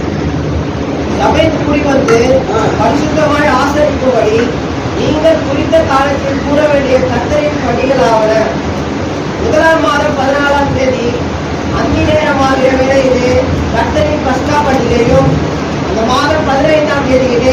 ஓகே, இப்போ சபை கூடுதலுக்காக இந்த முதலாவது இதை ஊதுவார்கள். அதன் பிறகு இரண்டாவது, இவங்க வந்து ஒரு பிரயாணம் போறாங்கன்னா, இங்க இருந்து ஒரு இடம் போறாங்கன்னா எல்லாருக்கிட்டையுமே வந்து இப்பதான் வந்து குழு ஆயிடுச்சுங்க. அப்போ இருந்தா என்ன குழு பேர் வச்சிருப்பாங்க, ஆயத்தம் வச்சிருப்பாங்க. ஃபர்ஸ்ட் எக்ஸோடஸ், மோசஸ் தி ப்ராஃபட், அந்த மாதிரி எதனா ஒரு குரூப், வாட்ஸ்அப் குரூப் வச்சு அந்த மெசேஜ் வந்து அனுப்பிச்சிருப்பாங்க. ஆனா இப்போ இருக்கிற மாதிரி அப்போ வந்து எதுவுமே இல்லை. அப்ப என்ன பண்ணாங்க, தேவனை இதை அப்படி வச்சாரு. அவர்களுக்கு எக்காலங்களை ஊதுவார்கள். என்னாகும் 10:2, என்னாகமத்துல 10ஆம் அதிகாரம் 2வது வசனம். சபைக்கு கூடி வரவழைப்பதற்கும் பாளையங்களை பிரயாணப்படுத்துவதற்கும் உபயோகமாக 2 வெள்ளி பூரிகைகளை செய்து கொள்வாயாக. அந்த பூரிகைகள் தான் ட்ரம்பட்ஸ். வெளியில வந்து 2 பூரிகைகளை என்ன சொன்னாங்கன்னா, அது வந்துட்டு பிரயாணப்படுவதற்கும் சபையை கூட்டுவதற்கும் இதை வந்துட்டு உபயோகிச்சாங்க. சரிங்களா? சோ முதலாவது சபை கூடுவதற்காக எக்காலம் டைமுக்கு எல்லாரும் கேதர் பண்ணுவாங்க. அது பிறகு இவங்க ஏதாச்சும் புறப்பட்டு போறாங்க, ஏதாவது யாத்திரையா போறாங்கன்னா அதுக்கு எக்காலம். அதன் பிறகு யுத்தத்துக்கு போவாங்கன்னா அதுக்கு எக்காலம். அதே என்னாகமத்துல 10:9. உங்கள் தேசத்தில் துன்பப்படுத்துகிற சத்துருவுக்கு விரோதமாக யுத்தத்திற்கு போகும்போது பூரிகைகளை பெருந்தொழியாய் முழங்க கடவீர்கள். பூரிகைகளை பெருந்தொழியாய் முழங்க கடவீர்கள். அப்பொழுது உங்கள் தேவனாகிய கர்த்தருடைய சமூகத்திலே நீங்கள் நினைவு கூறப்பட்டு உங்கள் பகைகளுக்கு நீங்களாக்கி ரட்சிக்கப்படுவீர்கள். ஓகே, அப்ப என்ன பண்ணாங்கன்னா, இவங்க யுத்தத்துக்கு போறாங்கன்னா, யுத்தத்துக்கு போகும்போது எல்லாருமே கேதர் பண்றதுக்கு ஒரு ட்ரம்பட் வாசிப்பாங்க. அப்ப என்ன பண்ணாங்கன்னா யுத்தத்துக்கு வந்துடுவாங்க. அதனால்தான் பவுல் எழுதுதா பொறிந்ததை எழுதும் போது அது என்ன சொல்றாருன்னா, எக்காலமானது விளங்காத சத்தம் விட்டால் எவன் யுத்தத்துக்கு ஆயத்தமாமா. அப்ப வந்து எல்லாத்துக்குமே என்ன ஒரு நோட்ஸ். சரிங்களா? ஆமா, சபை கூடுதலுக்கு ஒரு ப்ளோயிங், அது ஒரு சத்தம். இப்போ வந்து இங்க எல்லாருமே ஊதுல அது வாசிக்கிறதுக்கான பழகினவர்கள் ட்ரெயின் பீப்புள் தான் வாசிச்சாங்க. அதான் சொல்றாரு, எக்காலமானது விளங்காத சத்தம் விட்டார். இப்ப நீ யுத்தத்துக்கு போனோம், இப்போ அவங்களுக்கு தெரியும் என்ன சத்தம்னு சொல்லிட்டு. காலையில மில்லுல வேலை செய்யும் போது காலையில அந்த ஒரு சவுண்ட் வரும், சங்கு பிடிக்கணும். முதல்ல பாத்தீங்கன்னா ஒரு வாய்ஸ் வரும், 2வது 2 வாய்ஸ் வரும். அந்த நேரத்துக்கு அவங்க எல்லாம் போயிட்டு தெரியும். அந்த காலத்துல அப்படிதான் கூப்பிட்டாங்க. ஊர்ல வேலை செய்யறதுக்குள்ள காலையில 7 மணி 7:30 மணிக்கெல்லாம் கேதர் பண்ணும்போது அந்த மாதிரி வந்து கூப்பிடுவாங்க. கேட்டுக்குது. இப்போ அந்த சத்தம் இருக்குதுங்க, நிறைய கம்பெனிஸ் எல்லாம் இருக்குது. அப்போ இங்க யுத்தத்துக்கு போகும்போது இது ஆராதனை கூப்பிடுறாரா, யாத்திரைக்கு கூப்பிடுறாரா அப்படின்னு தெரியாம நம்ம போய் பேன் நின்னோம்னா எதிரி நம்ம அடிச்சிடுவோம். அப்ப இவங்க என்ன பண்ணுவாங்கன்னா யுத்தத்துக்கு இருக்கிற மாதிரியான ஒரு சத்தம், அதான் எக்காலமானது விளங்காத சத்தம் விட்டால், அது என்ன சத்தம்னா நீ விளங்கலன்னா நீ எப்படி யுத்தத்துக்கு ஆயத்தமாக அப்படின்னு கேட்கிறாங்க. சரிங்களா? அப்போ முதலாவது ஒரு சத்தம் அது வந்து சபை கூடுதலுக்காக, அதுக்கு அடுத்தது ஒரு பிரயாணம், இங்க இருந்து இன்னொரு இடம் யாத்திரைக்காகவோ இன்னொரு இடம் பிரயாணத்துக்காக, அதன் பிறகு யுத்தத்துக்காக. 10 வாசிங்க. என்ன 10 உங்கள் மகிழ்ச்சியின் நாளிலும் உங்கள் பண்டிகைகளிலும் மாத பிரபுகளிலும் உங்கள் சர்வான பயண பலிகளிலும் சமாதான பலிகளும் செலுத்தப்படும் போது பூரிகைகளை ஊத வேண்டும். ஓகே, அது பூரிகைகள் இருக்குது, அது ட்ரம்பட் தான். தமிழ்ல வந்து எக்காலம் இருக்குது, பூரிகைகள் இருக்குது, அது வந்து என்னதுங்க எக்காலம் தான். அப்ப என்ன சொல்றாங்கன்னா உங்களுடைய மகிழ்ச்சியில இப்போ மகிழ்ச்சியா இருக்கிறோம். நம்ம என்ன பண்ணோம் மகிழ்ச்சியான நேரத்துல கல்யாணத்துல, ஆமா பாட்டு மியூசிக்லாம் வைக்கிறோம் இல்லைங்களா, அந்த மாதிரி சொல்றாருங்க. நீங்க வந்து மகிழ்ச்சியா இருக்கும் போது ஒரு சர்வான தகனம் பண்ணிடணும். நீங்க ஆராதனை நேரத்திலும் இந்த எக்காலங்களை நீங்கள் ஊத வேண்டும் அப்படின்னு பழைய ஏற்பாட்டில் தேவன் சொல்றாரு. ஸோ இதனுடைய முக்கியமான நோக்கம் என்னன்னா இந்த சத்தமானது gather the people of God, தேவனுடைய ஜனங்களை ஒன்றாக சேர்க்கிறது. தேவனுடைய ஜனங்களை அழைத்து அழைச்சி ஒரு இடத்துல ஒன்றா சேர்க்குது. எங்க இருக்கிறாங்க, எங்க இருக்கிறவங்கள ஒன்றாக அழைத்து அவர்களை ஒரு காங்கிரிகேஷனாக ஒரு சபையாக ஒன்று கூட்டுகிறது. ஸோ இந்த சத்தமானது, இந்த எக்கால சத்தமானது ஜனங்களை முன்னோக்கி நடத்தும்படியாகவும் சத்தமிடுகிறது.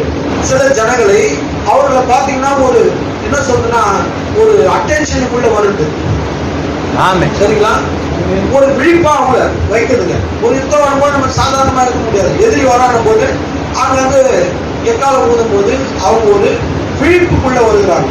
பாருங்க, இந்த எக்காலமானது அவங்களுக்கு மகிழ்ச்சிக்கு கொடுக்கக்கூடிய சத்தமாக இருக்கிறது. இந்த எக்கால சத்தம் ஜனங்களை யுத்தத்துக்கு நடத்துகிறது. அப்போ இந்த எக்காலம் என்பது கிட்டத்தட்ட ஒரு அலாரம் போல இருக்குது அவங்களுக்கு. புரியுதுங்களா? காலையில சீக்கிரமா ஏழுங்க என்ன பண்ணுவாங்க, அலாரம் இருக்கும். அவங்க ஒரு சிலருக்கு அலாரமே தேவையில்லை, அவங்க காலையில எழுந்துப்பாங்க. ஒரு சிலர் அலாரம் வச்சாலும் அலாரத்தை ஆஃப் பண்ணிட்டு திருப்பி தூங்கி எப்போது போல ஏழுதுக்குள்ள இருக்கிறாங்க. சரிங்களா? காலையில தூக்கத்துல யாருதான் அந்த அலாரத்தை வச்சுன்னா அந்த மொபைலை தூக்கி ஆஃப் பண்ணிட்டு சீக்கிரம் தூங்குறவங்க இருக்காங்க. ஸோ இந்த இதுதான் இந்த ட்ரம்பட் 7 எக்காலங்கள் பேசுகிறாங்க. இந்த எக்காலங்கள் எல்லாமே ஜனங்களை அலர்ட் பண்ணுவதற்கும் அவங்களை ஒரு விழிப்புக்குள்ள கொண்டு வருவதற்கும் அவர்களை பாருங்க ஒரு ஒன்று சேர்ப்பதற்கும் ஒரு இடத்துல கேதர் பண்ணுவதற்கு தான் இது வந்து ஒரு ஞாபக குறியாக ஒரு ஸ்பெஷல் சிக்னிபிகண்டா இருக்கு. ஒரு அடையாளமா இருக்கு. அவங்களுக்குதான் தெரியும் இந்த சத்தம் எதுக்கு அப்படின்னு சொல்லிட்டு. நாங்க பழைய சர்ச்சில் வந்துட்டு கம்பல்சரி போது முடியும் போது ஒரு பாட்டு பாடுவோம். அந்த பாட்டு பாடினாலே சர்ச்சு முடிஞ்சிச்சு. நாங்கள்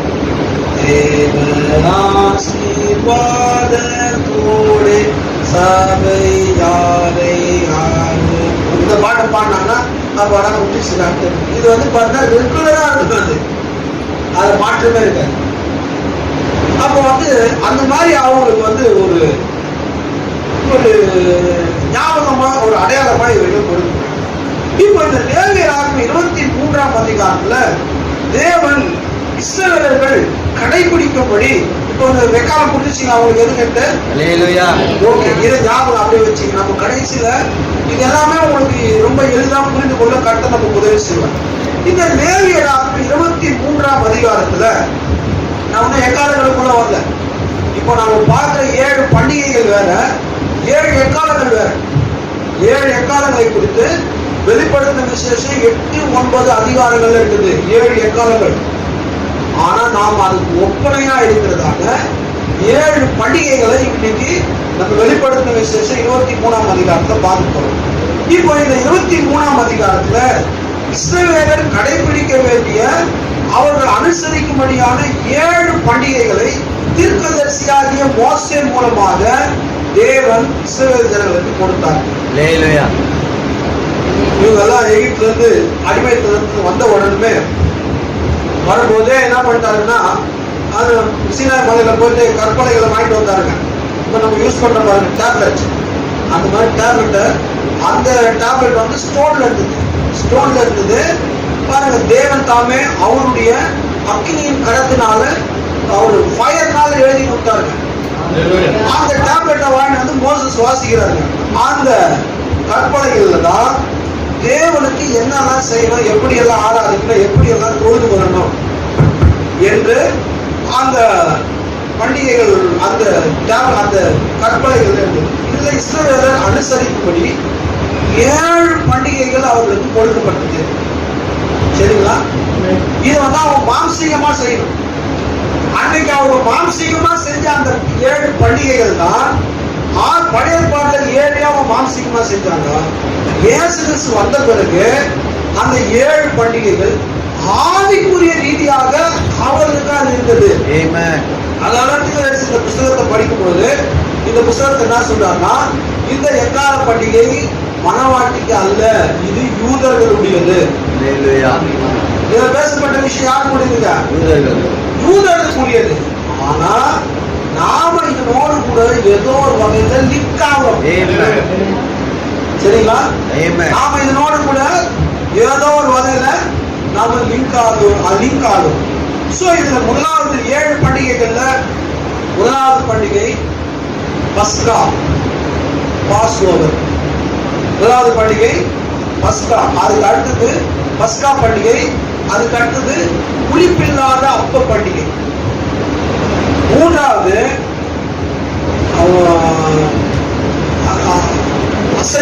கதிர்கட்டு அசைவாட்டுதல் பண்டிகை. அதாவது வந்து இதெல்லாம் உங்களுக்கு எக்ஸ்பிளைன் பண்ணிடுங்க. முதல்ல இதை சொல்லுங்க.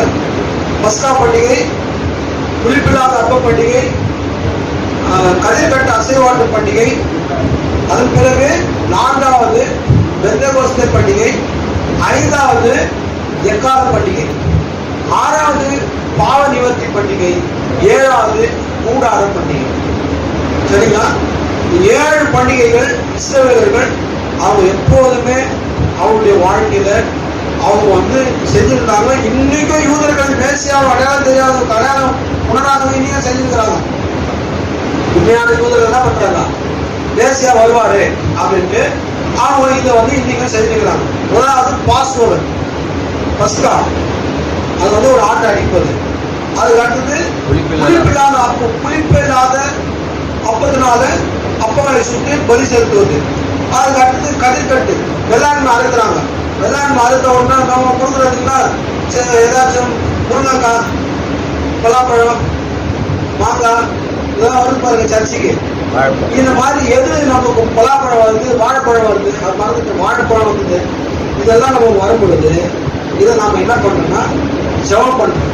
ஸோ முதல்ல விளைச்சதை கொடுக்குறாங்க. இதே போல முதல் விளைச்சலின் முதல் பலனை கொண்டு வந்து ஆசான இடத்துல கொடுப்பாங்க. அவர் என்ன பண்ணுவாங்கன்னா அதை வாங்கி ஓய்வு நாள் வரைக்கும் வச்சு, ஓய்வு நாளுக்கு மறுநாள் எத்தனை நாள் ஆகுதுங்க? என்னைக்கு வாங்குறாலும் ஓய்வு நாள் அன்னைக்கு வச்சு, ஓய்வு நாளுக்கு மறுநாள் இல்லை. ஓய்வு நாளுக்கு மறுநாள் எதுங்க? பழைய ஏற்பாடு அவங்க ஓய்வு நாள் எதுங்க? 7வது நாள். நமக்கு 7வது நாள் எதுங்க? நம்ம வந்து சனிக்கிழமை தான் 7வது நாள். இன்னைக்கு 7th day அட்வென்டிஸ்ட் அப்படின்னு வந்துருக்காங்க. ஆனா ஓய்வு நாளுக்கு மறுநாள் தான் அசைவான். ஆமாங்க. அப்புறமா வந்துட்டு அந்த அசைவாட்டின பிறகு அந்த நாள்ல இருந்து 50வது நாள் 7 சாபத், 7 சாபத், 7 ஒரு சாபத் என்பது ஒரு என்ன சொல்றது ஓய்வு நாள் என்பது 7 நாட்கள். 7 ஓய்வு நாள்கள் போன பிறகு 7 49 இல்லைங்களா? 49 நாள் போன பிறகு 50வது நாள்ல அவங்க வந்து என்ன பண்ணுவாங்கன்னா ஒரு பலியை கொண்டு வருவாங்க. அதன் பிறகு இப்படியாக தான் இந்த 7 பண்டிகைகள் அவங்களுக்கு இருந்தது. சோ நான் பார்க்கும்போது இது எல்லாமே ஒரு நிழலா இருக்குது, ஷேடோ. இப்ப நாம வந்து ரோட்ல போறோங்க, நம்ம ரோட்ல போகும்போது நம்ம நிழல் விழுதுங்க. எப்படி நிழல் விழுதுன்னா நிஜமா நம்ம நிக்கிற நம்மளாலதான் நிழல் விழுதுங்க. புரியுதாங்களா? நீங்க எந்த ஒண்ணு எடுத்தாலும் இப்ப இந்த வேதத்தை நீங்க காட்டுங்க, கீழே நிழல் விழுதுன்னா அந்த நிழல் ஏதோ ஒரு ஒரிஜினலான ஒன்றை பிரதிபலிக்கிறது. ஒண்ணுமே இல்லாத இடத்துல நிழல் விழாது. அது மரமோ ஏதோ ஒண்ணு. சரிங்களா? நிழல் ஒரிஜினல் தான் நிழல் காமிக்கிறது. அப்போ இந்த 7 பண்டிகைகளுமே இது என்னன்னா பழைய ஏற்பாட்டில் தரப்பட்டாலும் இது எல்லாமே நிஜமா மேசியாவாகிய கர்த்தராகிய இயேசு கிறிஸ்துவை அவர்கள் பெரும்படிக்கும் அவரோடு தான் இந்த 7மே சம்பந்தப்பட்டது. அல்லேலூயா. இந்த 7 பண்டிகையில கர்த்தராகிய இயேசு கிறிஸ்து, அவருடைய சபையாகிய நாம் மனவாட்டிகள், அதன் பிறகு யூதர்கள், இந்த 3 பேருமே இந்த 7 பண்டிகையில சம்பந்தப்பட்டிருக்கிறார். சரிங்களா? அப்போ பழைய ஏற்பாட்டுல அவர்களுக்கு கொடுக்கப்பட்ட இந்த 7 பண்டிகைகள் புதிய ஏற்பாட்டுல என்ன நிகழும், புதிய ஏற்பாட்டுல எப்படி நிகழ போகுது என்பதைத்தான் இது ஒரு டைப்பாக, ஒரு மாதிரியாக, ஒரு நிழலாக அன்னைக்கு காண்பிக்கப்பட்டது. அப்போ ஒரு உண்மையில ஒரு நிழல் விழும் என்றால் அந்த நிழலுக்கு ஒரு நிஜம் ஒன்று இருக்கும். அதனாலதான் எபிரேயர் 10ஆம் அதிகாரத்துல பழைய ஏற்பாடு எல்லாமே நிழலாக இருந்தது என்று அப்போஸ்தலனாகிய பவுல் எழுதினார். இந்த 7 பண்டிகைகள், முதல் 4 பண்டிகைகள் வந்துட்டு கர்த்தராகிய இயேசு கிறிஸ்து மூலமா புதிய ஏற்பாட்டில் நிறைவேறி விட்டது. சரிங்களா? அவங்க 7 அனுசரிச்சாங்க.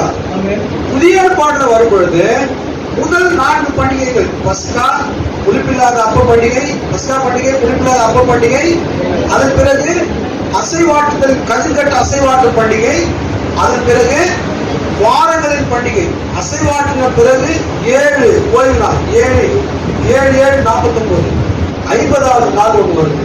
இது எல்லாமே இந்த முதல் 4 பண்டிகைகள் புதிய ஏற்பாட்டுல நிறைவேறிவிட்டது.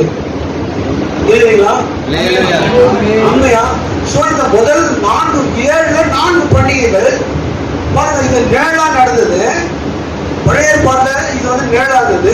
நிஜமானது வரும்பொழுது முதல் 4 பண்டிகைகள் கர்த்தராகிய இயேசு கிறிஸ்து நிறைவேற்றி விட்டார்.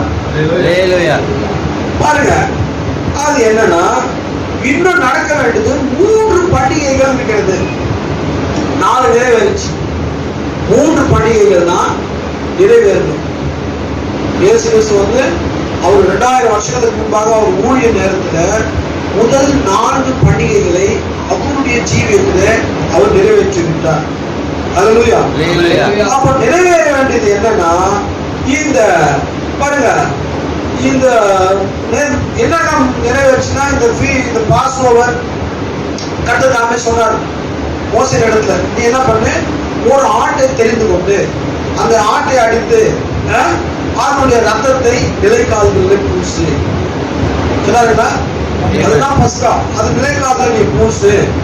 அப்போ உனக்கு என்ன ஆகுது, தேசத்துல உனக்கு மீட்பு கிடைக்கும், விடுதலை கிடைக்கும், சங்காரம் பூமி முழுவதும் மரணம் போகும்பொழுது இந்த ஆட்டை அடித்து அது ரத்தத்தின் நிலைக்கால்கள் பூசினா உன்னை மரணம் தொடாது, உன்னை எதுவுமே தொடாது, எத்து உன்னை அடிக்காது அப்படின்னு சொன்னாங்க. இதுதான் பழைய ஏற்பாட்டுல செஞ்சாங்க. அப்போ இந்த புதிய ஏற்பாட்டுல கர்த்தராகிய இயேசு கிறிஸ்து அவர் தான் பஸ்கா பலியா வந்தாருங்க. அவர் தான் அந்த முதலாவது பலி. அல்லேலூயா. சோ இது கர்த்தராகிய இயேசு கிறிஸ்துவாகிய ஆட்டை தான் இது குறிக்குது. அவர் வரும்போது யோவான் சாணன் அவர் என்ன இன்ட்ரோடியூஸ் பண்ணாருங்க, உலகத்தின் பாவத்தை சுமந்து தீர்க்க வந்த தேவ ஆட்டுக்குட்டி அப்படிதான் சொல்லிதான் இன்ட்ரோடியூஸ் பண்ணாருங்க. அப்போஸ்தலனாகிய பவுல் அவரை குறித்து என்ன சொல்றாருன்னு பார்க்கும்போது 1 கொரிந்தியர் 5:7 வாசி. ஆகையால் நீங்கள் புளிப்பில்லாதவர்களாய் இருக்கும்படியே புதியதாய் பிசைந்த மாவாய் இருக்கும்படிக்கு பழைய புளித்த மாவை புறம்பே கழித்து போடுங்கள். ஏனெனில் நம்முடைய பஸ்காவாகிய கிறிஸ்து நமக்காக பலியிடப்பட்டிருக்கிறாரே. அவ பாருங்க, நம்முடைய பஸ்காவாகிய கிறிஸ்து நமக்காக பலியிடப்பட்டிருக்கிறாரு. அவங்க மாம்சமா அவங்க அனுசரித்து வந்தாங்க, ஒரு ஆட்டை எடுப்பாங்க, அடிப்பாங்க. ஆனா அது புதிய ஏற்பாடு வரும்போது கிறிஸ்துவே வந்தாரு, கிறிஸ்துவே எடுத்து கிறிஸ்துவே அடிக்கப்பட்டார். இன்னைக்கு நாம எப்படி மரணத்துக்கு நீங்க இருக்கிறாங்க? ரொம்ப முட்டமாங்களா நாம? நான் ரொம்ப நீதிங்க, நான் என்ன மாதிரி யாருமே எல்லாம் அதெல்லாம் டினாமினேஷன்ல ஆண்டவரை தெரியாதுன்னு சொல்லிருக்கலாம். என்னைக்கு இந்த மெசேஜ தெரிஞ்சுக்கணுமோ அன்னில இருந்து இன்னைக்கு வரைக்கும் வர முதல் அறிக்கைனா தெரியுமா? என்ன போல கேள்வி கட்டவே கிடையாது, நான் நல்லவனே கிடையாது. ஆமா, நம்ம வேற எங்க போனாலும் இதை நம்மளால சொல்ல முடியாது. தேவ சமூகத்துக்கு வந்தா மட்டும்தான் சொல்ல முடியும். ஆமாங்க, என்னுடைய நான் எப்படி ஃபீல் பண்ணேன்னா 10,000 பேரை உங்களோட நம்ம எழுப்புறது இல்லை, 10,000 பேரை உங்களோட எழுப்பினாலும் கூட நான் நல்ல கிடையாது. அவருடைய இலக்கம் தான் நம்ம வந்து உண்மையான நிகழ்ச்சி. நான் ஒரு 10 பிரசங்கம் பண்ணிட்டேன், நான் வந்து சில விஷயங்களை பேசுறேன், வெளிப்படுத்துறது பேசுறேன், ஆதியாகமத்தில் பேசுறேன், நான் ரொம்ப நல்லவரா? அவருடைய கிருபை தான். யாரும் நல்லவங்க கிடையாது. நான் ஒரு நாள் முழுவதும் 3 நாள் முழங்காலிலே இருந்து எச்சை கூட விழுங்காமல் துளைத்து கொண்டிருப்பேன்னா நான் தேவனுக்கு கீழ்ப்படுத்த எனக்கு அதுக்கான பலனை அவர் தருவார். அதனால நான் நல்லவரா கிடையாது. நாம் எவ்வளவு புவர், எவ்வளவு பயங்கரமான பாவங்களை செய்தோம் என்று நம்ம ஹிஸ்டரி ஷீட் ஒருவேளை போலீஸ் ஸ்டேஷன்ல இல்லாம இருக்கலாம். நம்ம ஹிஸ்டரி ஷீட் எல்லாமே கட்டுக்கிட்டு இருக்கு. நாம் என்ன விதமான குற்ற பின்னணி கொண்டவர்கள் ஒருவருடைய சாட்சியை கேட்கும் போது நமக்கே கிருஷ்ணன் இருக்கு. ஆமா, சோ அவ்வளவு குற்ற பின்னணி கொண்டு வந்தவங்களை ஒரு குற்றவாளியாக இல்லை, என்ன விதமான குற்ற பின்னணியில் இருந்து வந்தாலும் எவ்வளவு குற்றங்களை செய்திருந்தாலும் அவனுடைய வெண்மையாக்கு திறப்பு உண்டு. உன்னுடைய பாவங்கள் சிறந்த உடைய பாவங்கள் ஸ்னோ ஒயிட்டா வெள்ளை படி போல மாறி இருக்கு. அதுதான் தேவன் நம்முடைய வாழ்க்கையில் அவர் என்ன வெண்மையா ஆக்கிட்டாலும் நான் நல்லவன் கிடையாது. சொன்னார் அவருடைய கிருபையினால ரட்சிக்கப்பட்ட பாவினார். அவருடைய கிருபையினால ரட்சிக்கப்பட்ட நான் பாவினார். அதனால நாம் எப்போதுமே நம்ம உயர்த்தி கொள்ளவே முடியாது. நம்ம கிட்ட உயர்த்தி கொண்டு போனாங்க நான் இவ்வளவு பேசுறேன், இவ்வளவு பிரசங்கம் பண்றேன், நான் அதை செஞ்சேன், இதை செஞ்சேன், எல்லாமே அவர் கொடுக்குதான். நாம வந்து பாருங்க, நீங்க உங்க குடும்பத்துக்கு பொறுப்பா நடந்துக்கிறீங்கன்னா கூட நீங்க நல்லவராக நடந்துக்கிறீங்க. அவங்களுக்கு அந்த கிருமியாச்சு பொறுப்பு இல்லாம எவ்வளவு பேர் இருக்கிறாங்க. அது சகோதரனா இருந்தாலும் சரி, சகோதரி இருந்தாலும் சரி. நான் எங்க வீட்டை நான் பொறுப்பா காத்துறேன். உண்மையில ரொம்ப சந்தோஷம். பொறுப்பா யார் வீட்டுக்கு நடந்துக்கிறாங்களோ அவங்க பார்க்கும்போது எனக்கு நல்ல மாதிரி உணர்வு வருது. ஏன்னா நிறைய பேர் பொறுப்பு இல்லாம இருக்கிற மக்களை பார்க்கும்போது ஒரு பொறுப்பா இருக்கும்போது ஒரு குடும்பத்துக்கு எவ்வளவு ஒரு ஆசீர்வாதம் தெரியுமா? ஆனா நீங்க பொறுப்பா இருக்கிறதுனால நீங்க நல்லவங்க கிடையாது. கிருபை நிலைக்கு கொண்டு வந்து ஏனோ தான பலன்களில ஏதோ அப்படியே வந்து மழை பெய்ய மாதிரி அப்படியே இல்லாம இந்த தேவன் கொஞ்சம் சென்ஸா வச்சு இந்த உணர்வுகளோட ஆகியிருக்கிறேன். எத்தனையோ ஆண்கள் பெண்கள் உலகத்தை ஜீவிக்கும் போது உன்னை உணர்வுகளை நான் வைத்து உன்னை குடும்பத்துக்கு ஒரு பொறுப்பா வச்சு உன் மூலமா தான் குடும்பத்துக்கான எல்லா சமாதான தேவையை அவர் சந்திக்கிறார். இது நீ நல்லவனா இருக்கிறதுனால இல்ல, அவர் உன் மேல வச்சத கிருபையினால கொடுத்தார். அவரு சொல்லிட்டாங்க நம்ம வந்து நீதிமான்ட்டு. அல்லேலூயா. ஏன்னா பாருங்க, எடுத்துக்கொள்ளப்படுவதற்கு முன்பாக ஏனோக்கு அவரால் சாட்சி பெற்றோம். அவர் கொடுத்துட்டு என்னை பத்தி சாட்சி. என்னுடைய சாட்சி எப்போது இப்படிதான் இருக்கும், அப்படிதான் நாம இருக்கணும். அல்லேலூயா. அப்போ பாத்தீங்கன்னா கிறிஸ்து நமக்காக பலியிடப்பட்டார். அப்போ பாருங்க, அந்த சிந்தப்பட்ட ரத்தத்துக்கு கீழாக கிறிஸ்து பலியாடும் போது அந்த ஆடு கன்றாக இயேசு கிறிஸ்துவே பேசுகிறது. அப்போ பாடத்துக்கு சொல்றாரு, ஒவ்வொரு பண்டிகையுமே இயேசு கிறிஸ்து தான் பேசுது. இப்போ முதலாவது பஸ்கா அவங்க வந்து அனுசரிச்சது இயேசு கிறிஸ்து வாழ்க்கையில அதை நிறைவேற்றிங்களா? புதிய ஏற்பாடு பூமிக்கு வரும்போது அவருடைய அந்த 7 பண்டிகைகள்ல முதலாவது பண்டிகையாகிய பஸ்கா பலியாக அவரே வந்தார். அது அவர் நிறைவேற்றினார். இந்த நேரம் அவங்க இத்தனை வருஷமா எகிப்துல இருந்து வந்ததுல இருந்து இயேசு கிறிஸ்து வர வரைக்கும் எத்தனை வருஷமா அவங்க கடைபிடிச்சுட்டே வந்தாங்க. சரிங்களா? 2500 வருஷங்களாக அவங்க வந்து இதை கடைபிடிச்சுட்டே வந்தாங்க. ஆனா நிஜமானது வரும்பொழுது அவங்களுக்கு தெரியல. நம்ம முதலாவது பஸ்கா பலி கர்த்தராகிய இயேசு கிறிஸ்து. இரண்டாவது என்னன்னா அன்லிமிட்டட் பிரெட், புளிப்பில்லாத அப்ப பண்டிகை. அந்த பண்டிகையில புளிப்பு சேர்க்கப்படக்கூடாது. அந்த புளிப்பில்லாத அதை வந்து என்ன பண்ணா அதை அப்பங்களாக சுட்டு அவர்கள் 7 நாள் சாப்பிட வேண்டும் என்று இந்த 7ஆம் அதிகாரம், இந்த 23ஆம் அதிகாரம் லேவியர் ஆரம்பத்தில் நம்ம வாசிக்கிறோம். இல்லைங்களா? அவங்க 7 நாள் புளிப்பில்லாத அப்பங்களாக சுட்டு புளிப்பே இல்லாம அவங்க சாப்பிடணும். ஆமாங்க. கர்த்தராகிய இயேசு கிறிஸ்து பூமியில வந்த போது அவர் பாருங்க, அவர் தாமே தன்னுடைய சரீரத்தை உடைத்தார். சரிங்களா? அவர் தான் அந்த வசனங்களோட கூட வாசிங்க. நான் வாசிச்சு பாருங்க. 1:5-7. ஆகையால் நீங்கள் புளிப்பில்லாதவர்களாய் இருக்கும்படியே. புளிப்பில்லாதது என்னன்னா, புளிப்பில்லாதது துருபதேசம், கலப்படமான டாக்டரின். சரிங்களா? அதே எல்லாத்தையும் போட்டு மிக்ஸ் பண்ணுது. அது இல்லாம பாருங்க, துப்புரவான வாசிங்க. நீங்கள் புளிப்பில்லாதவர்களாய் இருக்கிறபடியே புதிதாய் பிசைந்த மாவாய் இருக்கும்படிக்கு பழைய புளித்த மாவை புறம்பே கழித்து போடுங்கள். ஏனெனில் நம்முடைய பஸ்காவாகிய கிறிஸ்து நமக்காக பலியிடப்பட்டிருக்கிறாரே. 8 வாசிங்க. ஆதலால் பழைய புளித்த மாவோடு துக்கிடம் பொல்லாப்பு என்னும் புளித்த மாவோடும் அல்ல, துப்புரவு உண்மை என்னும் புளிப்பில்லாத அப்பத்தோடு பண்டிகையை ஆசரிக்க கடவோம். பாத்தீங்களா என்ன சொல்றாருங்க? நாம எப்படி பண்டிகை ஆசரிக்கணுமா? அவங்க அன்னைக்கு பண்டிகை ஆசரிச்சாங்க புளிப்பு இல்லாம. இன்னைக்கு நீங்க வந்து தூய்மையான இருதயத்தோடு, கள்ள கபடு இல்லாம, கற்புடைய வார்த்தை, உத்தம இருதயத்தோடு, கோல் சொல்லாம, புறம் பேசாம, இப்படிதான் நம்ம செய்யணும். இதுதான் வந்துட்டு அவர் பாருங்க, எந்த ஒரு ஈஸ்டுமே அவர்கிட்ட இல்லை. புரியுதுங்களா? அவர் வந்து அவ்வளவு ஒரு பரிசுத்தமான ஒரு ஜீவியத்தை அவர் ஜீவித்து இந்த பூமியில அவர் வாழ்ந்தார். அவரே அவருடைய சரீரத்தை அவர் உடையை ஒப்பு கொடுத்தார். அவர் கம்யூனிட்டி என்ன சொன்னாருங்க? இது உங்களுக்காக பிற்கப்படுகிற, இது உடைக்கப்படுகிற என்னுடைய சரீரமா இருக்குது, இதை வாங்கி பூசிங்கள் அப்படின்னு சொன்னாருங்க. அப்போ அவர் அதே மாதிரிதான் அந்த கம்யூனிட்டில அந்த ஒயினை எடுத்து என்னை நினைவு கூறும்படி இதை செய்கள் என்று சொன்னார். அப்போ இந்த புளிப்பில்லாத அப்போ பண்டிகை யார் பேசுதுங்க?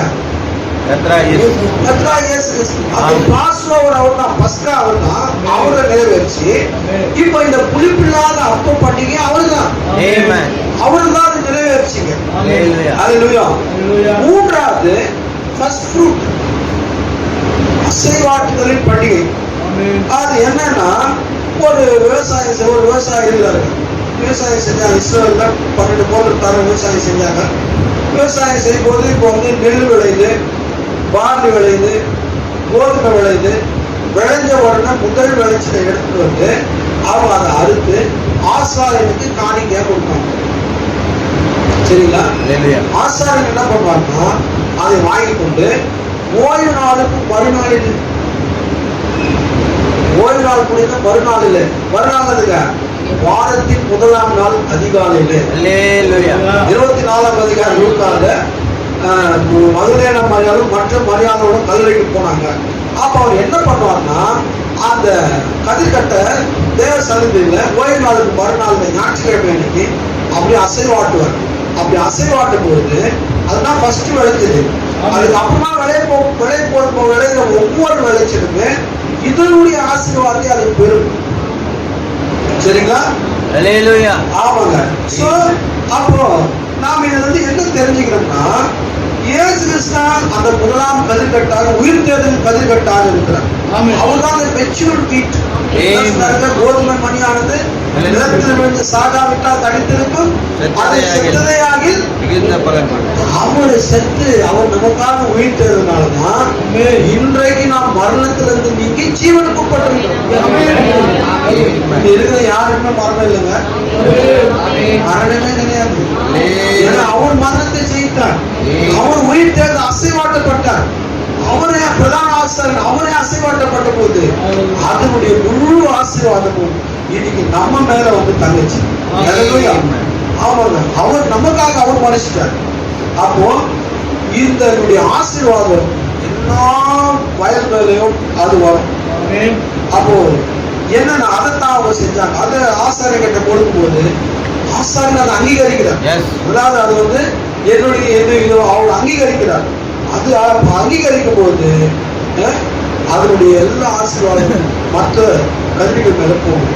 அப்போ மூன்றாவது இந்த பண்டிகையாகிய இந்த கதிர்கட்ட அசைவாட்டுதல் பண்டிகை கர்த்தராகிய இயேசு கிறிஸ்துவினுடைய உயிர் பாடுபாடு உயிர் தேர்தல் தான் நிறைவேறிச்சு. நிறைவேறிச்சுங்களா? ஆமென். சரிங்களா? நிறைவேறிச்சாமா? நிறைவேறிச்சு. அவர் நமக்காக உயிர் தேர்ந்தார். இதெல்லாம் நாம என்ன பண்ணுகிறோம்? நம்ம உயிர் தேர்ந்தது கூட இல்ல, நம்ம அப்படியே ஸ்வயம் மேல போயிடுவோம். நான் என்னுடைய மரணத்தை காணாமல் நான் மேல போயிடுவேன். அந்த விசுவாசத்தை நாம இருக்கிறோம். ஆமாங்க. 1 கொரிந்தியர் 15:20 அப்போஸ்தலனாகிய பவுல் அதை எழுதுகிறார். ஒரு வசனம் 1 கொரிந்தியர் 15:20. கிறிஸ்துவோ மரித்தோரிலிருந்து எழுந்து நித்திரை அடைந்தவரே முதல் பலனானார். பாத்தீங்களா? கிறிஸ்துவோ மரித்தோரிலிருந்து உயிரோடு எழுந்து மரித்தவருடைய முதல் பலனானார். அவர் தாங்க அந்த முதல் பலன். அவர் உயிரோடு எழுந்ததுனால அந்த உயிர் தேர்தலின் ஆசீர்வாதம் எல்லாரும் கதிர் கட்டாகி நம்ம மேல வரும். சரிங்களா? இந்த 3வது அவருடைய வாழ்க்கையில நிறைவேறுச்சு. சோ அப்போ அது ஓய்வு நாளுக்கு மறுநாளிலே அதை அசைவாட்டும். அப்போ 7 சாபத்துக்கு அப்புறமா இயேசு கிறிஸ்து தாமே அந்த உயிர் தேர்தல் மூலமாக நம்ம என்றென்றும் நீதிமானார். பாருங்க, ஆதாம் அவன் தான் முதல் வீட்டார். மனித குலத்தினுடைய முதலாவது கோதுமை மணியாக இருந்தான். ஆனா அவன் நிலத்துல விழுந்த போது அவன் இமேஜ் ஆஃப் காட கொண்டு வரல, அவனுடைய இமேஜை கொண்டு வந்துட்டான். ஆனா என்ன சொல்லப்பட்டது? அந்த கனிகள் தேவன் தாமே அந்த தானியங்களை ஆசீர்வதிக்கும் போது தங்கள் ஜாதியின்படியே தங்கள் கனிகளை உழைப்பிக்க கடவுள்னு சொன்னார். ஆதாம் தேவ சாயலாக தேவனுடைய ரூபத்தின்படி சிருஷ்டிக்கப்பட்டான். அவன் தேவ சாயல்படி தேவ ரூபத்தின்படி அந்த க்ளோரி பாடி அந்த தியாபனி பாடியோடு இருந்தவன் அவன் உண்மையிலேயே காயிலையும் ஆபேலையும் சேர்த்தையும் கொண்டு வரும்போது என்னவா கொண்டு வந்திருக்கணும்? தேவ சாயலும் தேவ ரூபத்தையும் தான் கொண்டு வந்திருக்கணும். ஆனா அவன் அதை கொண்டு வரல. அவனே அதை இழந்ததுனால அவன் என்ன பண்றான்னா மனித சாயலையும் அவனுடைய சாயலை கொண்டு வந்தான். ஆபேல் உண்மையிலே ஆதாம் மாதிரி இருந்திருப்பான். ஆனா காயின் ஆதாம் மாதிரி இருந்திருப்பான். அங்கதான் ட்விஸ்ட் இருக்குது. காயின் ஆதாம் மாதிரி இருந்திருக்க மாட்டான், சேர்த்து ஆதாம் மாதிரி இருந்திருப்பான். ஆனா ஆபேல் காயின் ரொம்ப ஸ்மார்ட்டா இருந்திருப்பான். ரொம்ப அழகா வசீகரமா சினிமா நடிகர் மாதிரி இருந்திருப்பான். ஆனா அவன் உண்மையிலே ஆதாமுடைய இமேஜ் கிடையாது. அப்போ அந்த இமேஜ் அவன் கொண்டு வரல, அவன் அதை இழந்துட்டான். கர்த்தராகிய இயேசு கிறிஸ்து பூமியில மனுஷனாக வந்த பொழுது அவர் முதலாவது மணியாக அவர் பூமியில அவர் மரித்த போது அவருடைய சரீரமானது பூமியில விழுந்தது. மரித்த போது அவர் உயிர் தேர்ந்த போது இன்னைக்கு நாம அந்த ஆதாம் விழுந்து போன அந்த நிலையில தான் இருக்கிறோம். ஆனா நமக்குள்ள உள்ள ஒரு மருவம் ஆயிடுது. அந்த மருவத்துக்கு தான் தண்ணீர் பாய்ச்சப்படுது பரிசுத்த ஆவியானவர். அந்த மருவத்துக்கான பாருங்க விளை பயனுக்கான உரங்களை தான் இப்ப நம்ம பெற்றுக்கொண்டோம். இந்த வார்த்தைகள் தான் நம்ம மருவப்படுத்துகிறதாக இருக்கிறது. வேதம் சொல்றது உங்கள் மனம் புதிதாக இருக்கிறனாலே மருவத்தை பாருங்க. ஒவ்வொரு நாளும் நம்ம இருதயத்தை தேவன் புதிதாக்கி கொண்டே வருகிறார். அப்போ இந்த ஃபர்ஸ்ட் ரூட் கர்த்தராகிய இயேசு கிறிஸ்து இன்னைக்கு நாம உயிர்த்தெழுந்து நாம அந்த உயிர்த்தெழும் போது எப்படி இருப்பாங்க? நாம மறிக்கிறோம், மறிச்சு நான் உயிர்த்தெழ போறேன் இந்த மாதிரி இருக்க மாட்டேன். இயேசு கிறிஸ்து அதே மாதிரி நான் இருப்பேன். சரிங்களா? அந்த இமேஜ் தான் நான் கொண்டு வருவேன். ஆமாங்க. இப்ப நான் வந்துட்டு எடுத்துக்கொள்ளப்படும் போது இப்ப இமேஜ் நான் இருக்க மாட்டேங்க. நான் அந்த இமேஜ்ல வருவேன். இயேசு எப்படி இருக்காரு அதே இமேஜா. சோ அப்ப இந்த ஃபர்ஸ்ட் 3 ஃபீஸ்டுமே பாஸ் ஓவர், அன்லிமிட்டட் பிரெட், அதுக்கப்புறம் ஃபர்ஸ்ட் ஃப்ரூட், பஸ்கா, உயிர்ப்பில்லாத அப்ப பண்டிகை, கதிர்கட்ட அசைவாட்ட பண்டிகை, மூணுமே கிறிஸ்துவனுடைய சொந்த ஊழியத்துல நிறைவேறிச்சு. அவர் இருக்க மனுஷனா இருக்கும் பொழுது இது மூணுமே நிறைவேறிச்சு. அவருடைய பாடு, மரணம், உயிர்த்தெழுதல். அதன் பிறகு 4வது பண்டிகை என்னவென்றால் the feast of Pentecost.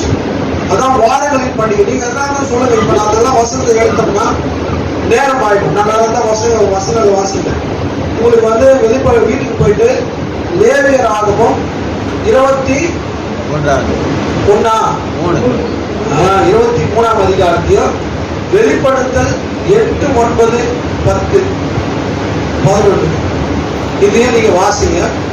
நம்ம அடுத்த வாரத்துல அதுல இருந்து நம்ம இன்னும் கூட சில காரியங்கள் நம்ம தியானிக்கலாம். இப்போ இது வாரங்களின் பண்டிகை என்று அழைக்கப்படுகிறது. இது வந்து ஜூபிலி என்று நம்ம சொன்னோம் இல்லைங்களா, அந்த பெந்தெகோஸ்தே பண்டிகை தான் வாரங்களின் பண்டிகை என்று அழைக்கப்படுகிறது. இது எப்படி வருதுன்னா பாருங்க, அந்த அசைவாட்டப்பட்டது இல்லைங்களா, கதிர்கட்டு அசைவாட்டப்பட்ட அந்த நாள்ல இருந்து 7 ஓய்வு நாள், 49 நாள் ஆகுது. 49 நாள் ஆன பிறகு 50வது ஒரு நாள் வரல. அசைவாட்டப்பட்ட அந்த நாள்ல இருந்து, அந்த அசைவாட்டப்பட்ட பிறகு அதுல இருந்து 7 ஓய்வு நாளுக்கு அப்புறமா 49 நாள் வருது. அந்த 7வது ஓய்வு நாள் கழித்து வருகிறதான அடுத்த நாள் அதுதான் 50வது நாள். அதனால சொன்னார் 50 என்பது விடுதலையை குறிக்கிறதாக. அதனால பெந்தெகோஸ்தே பண்டிகை என்று சொல்லப்பட்டது. பாருங்க, அவங்க என்ன பண்ணனா இப்போ அந்த 2 பிரெட்டை செய்வாங்க, 2 அப்பங்களை சொல்லுவாங்க. ஒருத்தர் வருஷம் வாசிங்க லேவியராகமம் 23:16. 7ஆம் ஓய்வு நாளுக்கு மறுநாளாகிய 50ஆம் நாள் மட்டும் எண்ணி. பாருங்க, 7ஆம் ஓய்வு நாளுக்கு மறுநாளாகிய 50ஆம் நாள் மட்டும் எண்ணி கரெக்டா 50 டேஸ் எண்ணணும். கர்த்தருக்கு புதிய போஜன பலியை செலுத்த கடவீர்கள். புதிய போஜன பலியை செலுத்த கடவீர்கள். நீங்கள் ஒரு மரக்காலிலே 10 பங்காகிய மெல்லிய மாவிலே குறிப்பாக பாகம் பண்ணப்பட்ட அசைவாட்டும் காணிக்கையாய் இருக்கிற 2 அப்பங்களை உங்கள் வாசஸ்தலங்களிலிருந்து கர்த்தருக்கென்று முதல் பலனாக கொண்டு வந்தேன். நல்லா கவனிங்க, இது எல்லாமே ஸ்பிரிச்சுவல் மீனிங். எத்தனை பாகம், எத்தனை வாசிக்கிறது ப்ளீஸ். நீங்கள் ஒரு மரக்காலிலே 10 பங்காகிய மெல்லிய மாவிலே குறிப்பாக பாகம் பண்ணப்பட்ட அசைவாட்டும் காணிக்கையாய் இருக்கிற 2 அப்பங்களை உங்கள் வாசஸ்தலங்களில் இருந்து கர்த்தருக்கு என்று முதல் பலனாய் கொண்டு வந்து. ஓகே, 2 கரெக்டா வந்து 2 அப்பம் சொல்லணும். ஃபர்ஸ்ட் ஒரு அப்பத்தை வந்து அது கர்த்தராகிய இயேசு கிறிஸ்து. இப்போ வருகிற 2 பாகத்தை எடுத்து அதை ஒன்றாக்கி அதுல இருந்து 2 அப்பங்களை சொல்லணும். சரிங்களா? ஆமாங்க.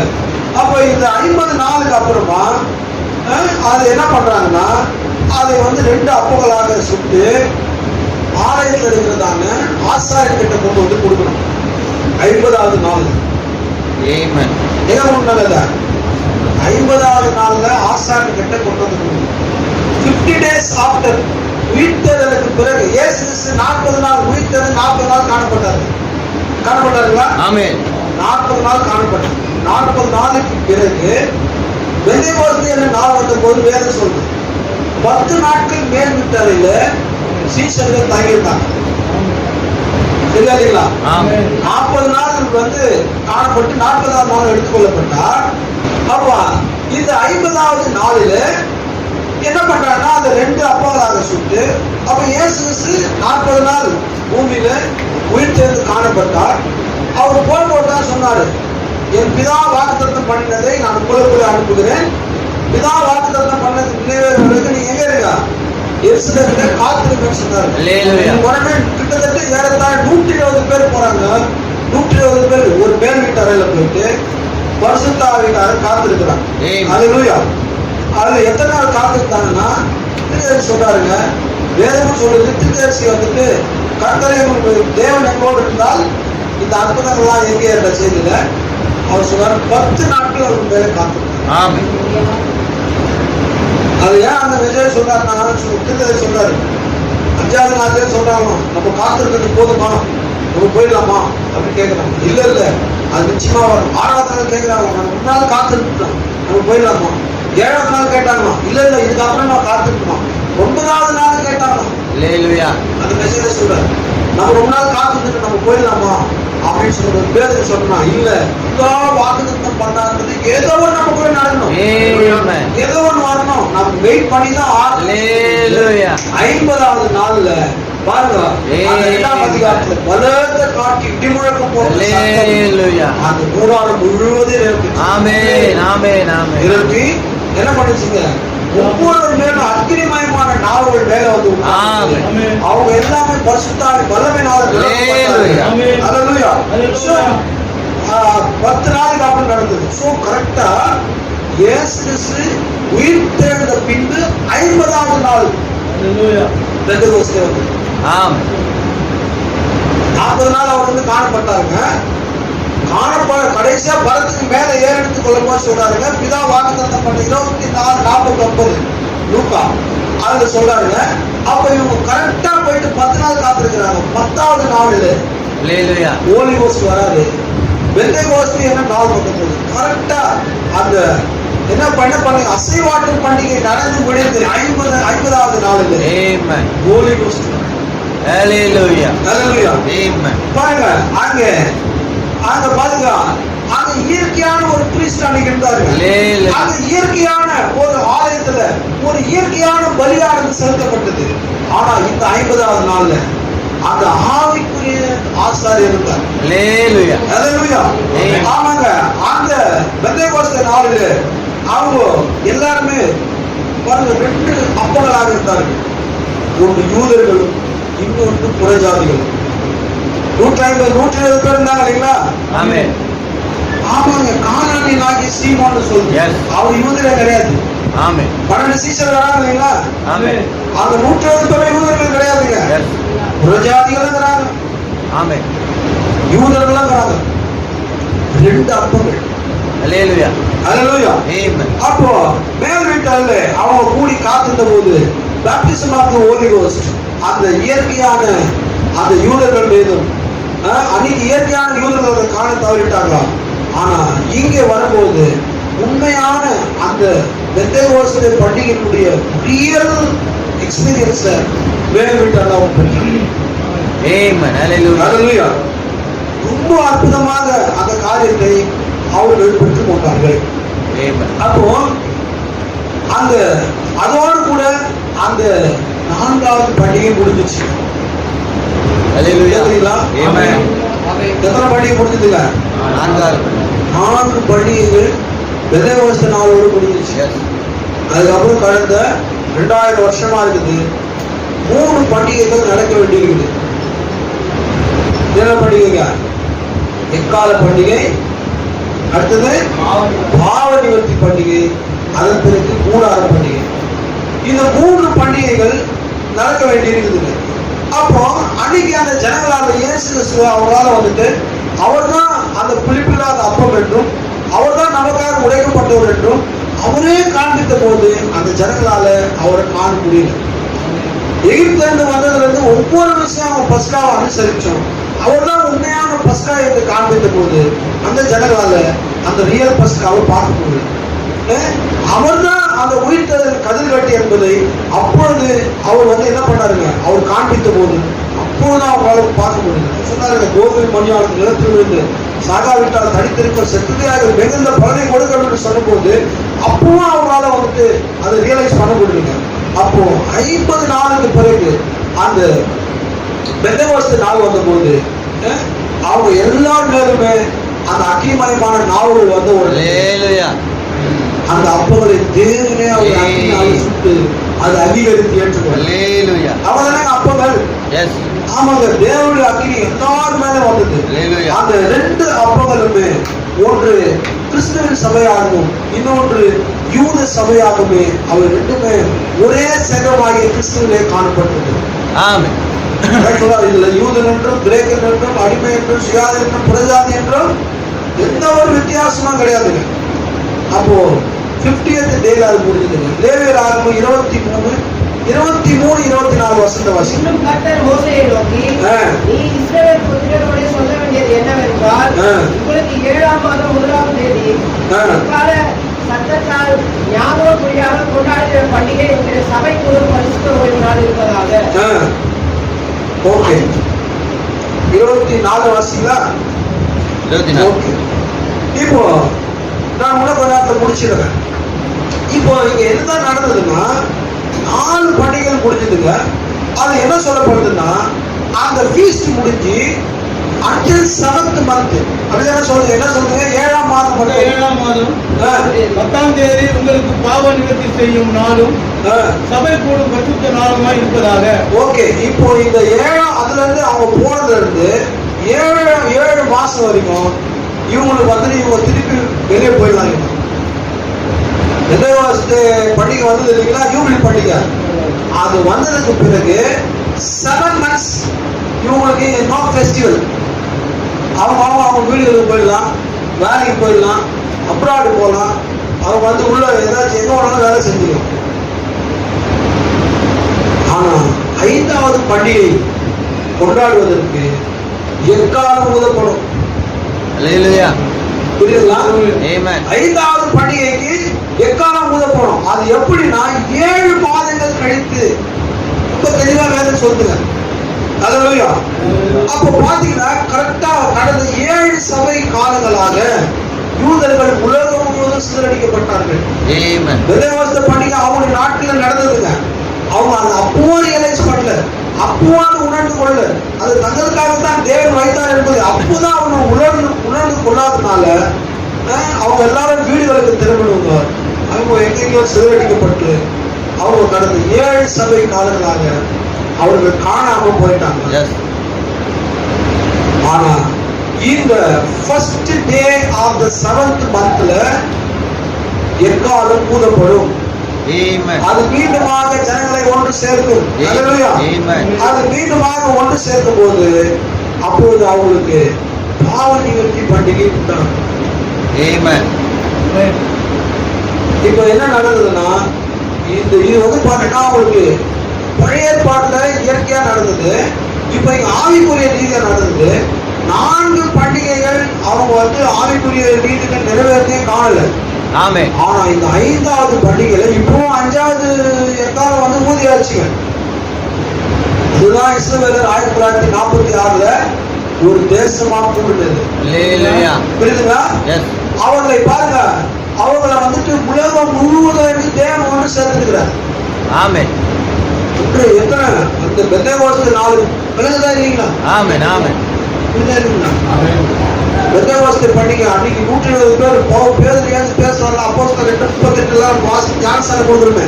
அந்த நாளுக்கு பிறகு நாம் வாழ்ந்ததான நம்முடைய நாட்களில் இது மட்டுமாக அவங்க எல்லா இடங்களும் சிதறடிக்கப்பட்டிருந்தார்கள். அவங்க எப்படி உள்ள வந்தாங்க என்பதை நாம் நிச்சயமா அடுத்த வாரம் பார்ப்போம். இது உண்மையில இன்னும் வந்து இப்ப நம்ம இன்னும் கரையிலே தான் இருக்கிறோம். இதுக்கு அப்புறம் தான் நாம இதை இன்னும் கொஞ்சம் ஆழ தள்ள போறோம். இவ்வளவு காரியங்கள். அதனாலதான் இந்த புத்தகத்தை படிக்கணும். ரொம்ப தெளிவா எழுதிட்டாரு, ரொம்ப அற்புதமா காட்டப்பட்டிருக்குங்க. இப்போ இந்த 5வது பண்டிகை ஆகிய இந்த எக்கால பண்டிகையில எங்கெங்கயோ இருந்தவங்களை ஒன்று கூப்பிட்டுக்கிறாங்க. பாருங்க, நல்லா கவனிங்க. அவங்கள வந்துட்டு வாருக்கு யுத்தத்துக்கு ஒன்று கூட்டப்பட்டது. 2ஆம் உலக யுத்தத்தினாலே அவர்கள் ஒன்று கூட்டப்பட்டார்கள். சரிங்களா? 2ஆம் உலக யுத்தத்துல ஹிட்லர், முசோலினி, எய்க்மேன், ஸ்டாலின் என்ற இந்த சர்வாதிகாரம் எழுப்பி அவர்களுடைய நெருக்கடினால இவர்கள் யாரும் சொந்த தேசமாக ஒரு இடத்துல கூட்டப்பட்டாங்க. ஆனாலும் இன்னும் இவங்களுக்கு ரியலைஸ் ஆகல. இப்போ ரியலைஸ் ஆகல. இன்னைக்கு அங்க இருக்கிறாங்க. நாம இதெல்லாம் என்னதான் நடந்து இன்னும் தெரியல, இன்னும் பேசி எல்லாம் காத்துக்கிறாங்க. அதுலயா இன்னமும் அவங்களால ரியலைஸ் ஆக முடியல. அவர்தான் திட்டதரிசி ரொம்ப அழகா செய்த சொல்றாரு. அவர்களுக்கு எப்படி ஒரு எக்காலத்தினாலே தேவன் இஸ்ரவேலரை ஒன்று சேர்த்தாரோ, மணவாட்டியை கூட ஆரவாரம் என்ற எக்கால சத்தத்தினாலே தேவன் மணவாட்டியை ஒன்று சேர்த்தார். அவர்களுக்கு அங்க என்ன நடந்ததோ அதேதான் இன்னைக்கு நமக்கு இங்க நடந்தது. ஆரவாரத்தோடும் பிரதான தூதருடைய சத்தத்தோடும் தேவ எக்காலத்தோடும் வருவார். அவங்களை என்ன மாதிரி பண்ணாலும் அதே பேட்டர்ன் தான் நம்ம யூஸ் பண்றாரு. அவங்கள வந்து எல்லாரையும் ஒண்ணு சேர்த்துட்டாரு. இனி நாமளும் ஒண்ணு சேர்த்துட்டோம், நம்மளும் ஒண்ணு சேர்ந்துருக்கோம். நமக்கும் எக்காலம் தான். ஆரவாரம் என்பது என்னங்க? ஆமாங்க, தேவன் எக்காலத்தினால வாய்ஸ் ஆஃப் காட், தேவ சத்தத்தினால ஒண்ணு சேர்த்துருக்கிறார். இன்னைக்கு இஸ்ரவேலர்கள் அங்க நாங்க ஏன் இங்க வந்தா ஏன் இதெல்லாம் ஆச்சு இன்னும் தெரியாம இருக்கிறாங்க. இன்னைக்கு மெசேஜ்ல எடுத்துக்கிட்டு நாம ஏன் இங்க வந்திருக்கிறோம், நமக்கு என்ன பர்பஸ் இருந்து, ஏன் நம்மள தேவன் கொண்டு வந்தாரு, என்ன நோக்கத்துக்காக நாம இருக்கிறோம் என்பதை இன்னும் உணராமல் இந்த செய்தியில அநேகர் இருக்கிறார்கள். உண்மையா இருக்கீங்களா? அதே பழைய வாழ்க்கை வெளியில பார்த்தா அப்படியே ரொம்ப குட் ஆக்டிங். ஆனா வீடுகளில் போனா அப்படி கிடையாது. சபையில ஒரு வாழ்க்கை, வெளியே ஒரு வாழ்க்கை, ஜெபிக்கிறது நட்பெயர் மற்றவர்கிட்ட. நான் பொதுவா எல்லாருக்கும் சொல்றேன், நம்முடைய சபை மாத்திரம் இல்லை. ஏன் நாம் இன்னும் அந்த சரியான புரிந்து கொள்ளுதல் வரல. சரியான புரிந்து கொள்ளுதல் வரும்பொழுது ஒரு மனிதனுடைய வாழ்க்கை அவருடைய பழைய வாழ்க்கை முறையாக இருக்காது. அவர் மாறினவனாக இருப்பான். பாருங்க, ஒரு கிறிஸ்துவ இருந்தா அவன் புது சிஷ்டியா இருக்கிறான். பழசெல்லாம் போனோம், இன்னும் பழச போல. இன்னைக்கு இவர்களெல்லாம் ஒன்று சேர்ந்தாங்க, அவங்க நாட்டில் இருக்கிறாங்க, பெரிய பணம் வந்துச்சு, பொருளாதாரம் வந்துச்சு. அதுதான் போன வாரம் பேசுறாங்க, எப்படி அவங்க ஒன்று சேர்க்கப்பட்டாங்க. பணம் வந்துச்சு, அவங்க பெரிய ஆள் ஆயிட்டாங்க, பெரிய உலகத்துடைய பொருளாதாரத்தின் நிலைக்கு அவங்க வந்துட்டாங்க. அமெரிக்காவுடைய பேக் போனா இன்னைக்கு யூதருடைய பணம் தான் இருக்குது, எல்லாமே இருக்குது. ஆனா யூதருக்கு ஆவிக்குரிய புரிந்து கொள்ளுதல் இன்னும் வரல. இன்னும் அதே மந்த நிலை, இன்னும் அதே மாதிரி ஏன் நம்ம யார் என்னதான் நம்ம பண்ணோம் அப்படின்னு இன்னும் புரிந்து கொள்ளாம இருக்காங்க. ஆனா அது நிச்சயமா கொண்டு வரும். எப்போ வரணும்னா மனவாட்டி எடுத்துக்கொள்ளப்பட்ட பிறகு 6வது பண்டிகையாகிய பாவ நிவர்த்தி பண்டிகைக்காக அவர்களை மோசே எலியாவும் வந்து ஒன்று கூட்டும் போது அப்பதான் அதை புரிந்து கொள்ளணும். அவங்களுக்கு புரிந்து கொள்வது உபத்திர காலத்துல வருது. நமக்கு புரிந்து கொள்வது இப்பவே வரணும். எனக்கு இப்ப புரிந்து கொள்வதே வரல, நான் இன்னும் அப்படிதான் இருக்கிறேன், நான் இன்னும் அப்படிதான் வாழ்வேன், இன்னும் அப்படிதான் ஜீவிப்பேன்னா ஒருவேளை நமக்கும் உபத்திர காலத்துல புரிந்து கொள்வது வரும் என்றால் நாம் மனவாட்டியாக இருக்க மாட்டோம். புத்தி இல்லாத கணிதான். புத்தி இல்லாத கணிக்கு கொஞ்சம் அவங்க என்ன ஆக போறாங்க, அவங்களுக்கு அங்கதான் புரிந்து கொள்வது வரும். சம்மாடி இருக்குது. ஆமா, உலகம் இதுவரை கண்டுடாத ஒரு மிகப்பெரிய உபத்திரத்தை உலகம் வந்து எதிர்கொள்ள போகுது. சாதாரண விஷயம் இல்லை, என்னைக்கும் நடந்த நிகழ்வு. இன்னைக்கு நம்முடைய நாட்கள்ல நம்ம பார்க்கிறோம். 2வது உலக யுத்தத்துல இஸ்ரவேல் எல்லாரும் ஒன்று கூட்டப்பட்டார்கள். ஒரு எக்காலமானது அவருடைய எங்க நாடுகள்ல இருக்காம வந்து அவருடைய சொந்த தேசத்துக்கு அவங்க வந்தாங்க. அல்லேலூயா. அப்போ இன்னைக்கு இந்த காரியங்களை எல்லாவற்றையுமே கர்த்தருடைய தீர்க்கதரிசியானவர் நமக்கு ரொம்ப அழகாக போதித்து இந்த காரியங்கள் நமக்கு நினைக்கிறார். அப்ப நம்ம இந்த எல்லா எக்காலங்களுமே, இந்த எக்காலமானது 7 முத்திரைகளுக்குள்ளதான் வருகிறது. அப்போ இன்னைக்கு சீல்ஸ் ஓபன் ஆகும் போதுதான் எல்லாமே நமக்கு புரிந்து கொண்டோம். இப்போ அவங்களுக்கு 4 பண்டிகைகள் ஏற்கனவே முடிஞ்சிச்சு. 5வது பண்டிகை ஆகிய என்ன பண்டிகை?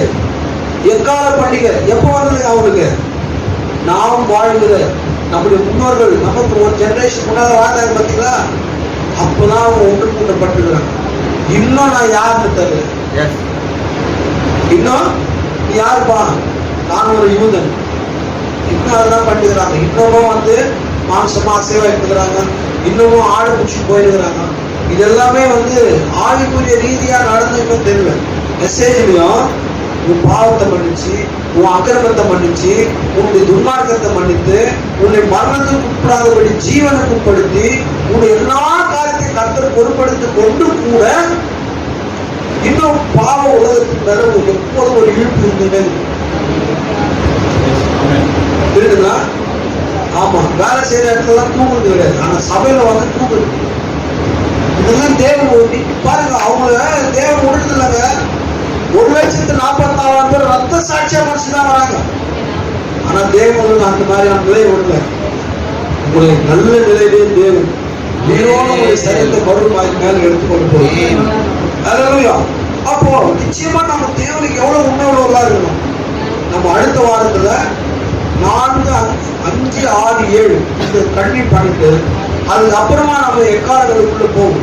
நம்ம இப்ப சும்மா ஒரு மேல் அவுட்டர் லைன் தான் சொல்லியிருக்கிறாங்க. அவர்கள் எப்படி எக்காலத்தினால ஒன்று கூட்டப்பட்டார்களோ நாமும் அப்படித்தான் ஒரு எக்காலத்தால ஒன்று கொண்டு Amen. இன்னும் என்ன தெரியுமா சொல்றாருங்க, 7 எக்காலங்களை குறித்து பேசும்போது அதுலயே பாத்தீங்கன்னா 4 எக்காலங்கள் பூமிக்கு மிகப்பெரிய பேரழிவை கொண்டு வருது. இதுதான் நம்ம வந்து வெளிப்படுத்துறது 8:9 பார்க்க போறோம். 4 எக்காலங்கள், ஒவ்வொரு எக்காலத்தை நீங்க வாசிச்சீங்கன்னா என்னென்ன நடந்ததுன்னு சொல்லப்பட்டதுங்க. Yes. அது பூமியில இயற்கையினுடைய பேரழிவை கொண்டு வருது Amen. எக்காலங்கள். அப்ப இப்போ இந்த முத்திரைகளை திருடும் போது இன்னைக்கு நாம எங்க இருக்கோம், நம்முடைய நாட்கள் என்ன நிகழ்ந்து கொண்டிருக்கிறது என்பதை மிக தெளிவாக நமக்கு புரிகிறது. அதனால அன்பான சகோதரி சகோதரி, இதுக்கு மேல நான் பேச விரும்பல, முடிச்சுக்கிறேன். ஆனா இது ரொம்ப அவசியமான ஒரு காரியம். Amen. நாம் உண்மையிலேயே உலகத்தின் முடிவு நேரத்தை ஜீவித்துக் கொண்டிருக்கிறோம். Amen. இஸ்ரவேல் 4 பண்டிகைகள் முடிந்து 5வது பண்டிகையில இப்ப அவங்க வந்திருக்கிறாங்க. 6வது ஒரு பண்டிகை வரப்போகுது. அந்த 6வது பண்டிகை வரும்போது 1,44,000 தான் போன வாரம் என்ன சொன்னாங்க, இன்னைக்கு 94 லட்சம் மக்கள் இருக்கிறாங்க. Amen. 94 லட்சம் மக்கள் அதை புரிந்து கொள்ள வரப்போறாங்கலாம் கிடையாது. வெறுமனே 1,44,000 பேர் தான். Yes. ஒருத்தருக்கு அதிகமா வர முடியாது, ஒருத்தருக்கு கம்மியா வர முடியாது. அவங்க ஆல்ரெடி அவங்க வந்து இயர் மார்க் பண்ணிட்டாங்க, Yes. குறியிடப்பட்டாங்க. முதலாவது சொல்லாருங்க, முதலாம் உலக யுத்தத்திலே அவங்க குறியிடப்பட்டாங்க. Hallelujah. சொல்லுங்க, பிறகவே இல்லையே, குறியிடப்பட்டாங்கன்னா அவங்க முதலாம் உலக யுத்தம் நடக்கும் போதே அவங்க குறியிடப்பட்டாங்க. எப்படி முதலாம் யுத்தத்தில் குறியிடப்பட்டாங்க? அப்ப அவங்க பிறக்கவே இல்லை. புரியுதுங்களா? Yes. 1,44,000 பேர் இப்ப இருக்கிறாங்களா இல்லையா, இது எப்ப நடக்குன்னு நமக்கு தெரியாது. ஆனா அதனுடைய முடிவு நேரத்தில் நம்ம வந்திருக்கணும். எனி டைம் நடக்கலான்றது நமக்கு தெரியும். இது சொல்லுறா, இந்த 1,44,000 பேரை தேவன் ஏற்கனவே சீல் பண்ணிட்டார். எத்தனை பேர் நம்ம விசுவாசிக்கிறோம்? ஆமா, சீல் பண்ணிட்டார். எப்படி சீல் பண்ணாரு?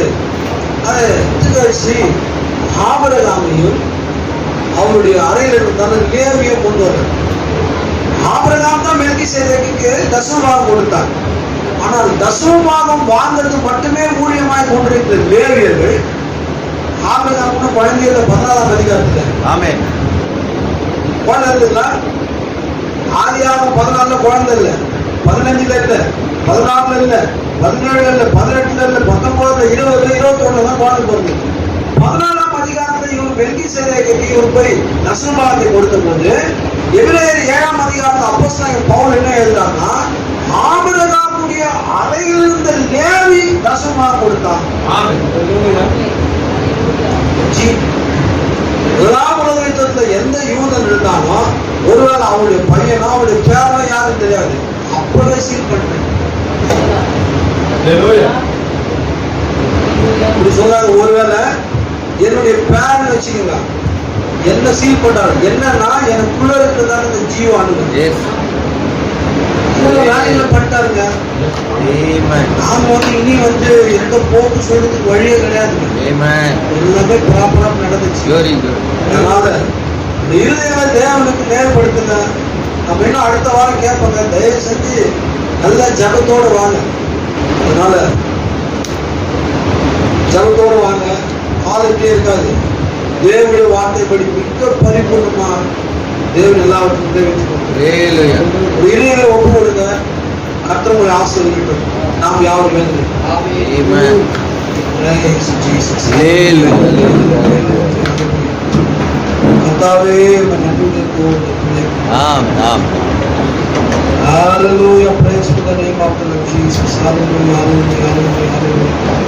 நாம் யாரும் கேட்ட வார்த்தைக்காக கர்த்தரை கொஞ்ச நேரம் ஸ்தோத்திரிப்போம். Hallelujah. Hallelujah. Hallelujah. Hallelujah. Hallelujah. நாம் வாழ்ந்து கொண்டிருக்கிற நேரத்தை நாம் கடைசி நேரத்தில் ஜீவித்துக் கொண்டிருக்கிறோம். தேவன் நமக்கு எல்லாரும் Hallelujah. Hallelujah. Hallelujah. Hallelujah. கர்த்தாவே, ஸ்தோத்திரம், ஸ்தோத்திரம், ஸ்தோத்திரம், ஸ்தோத்திரம். பாராட்ட இறக்கங்களுக்காக Hallelujah. Hallelujah. Hallelujah. Hallelujah.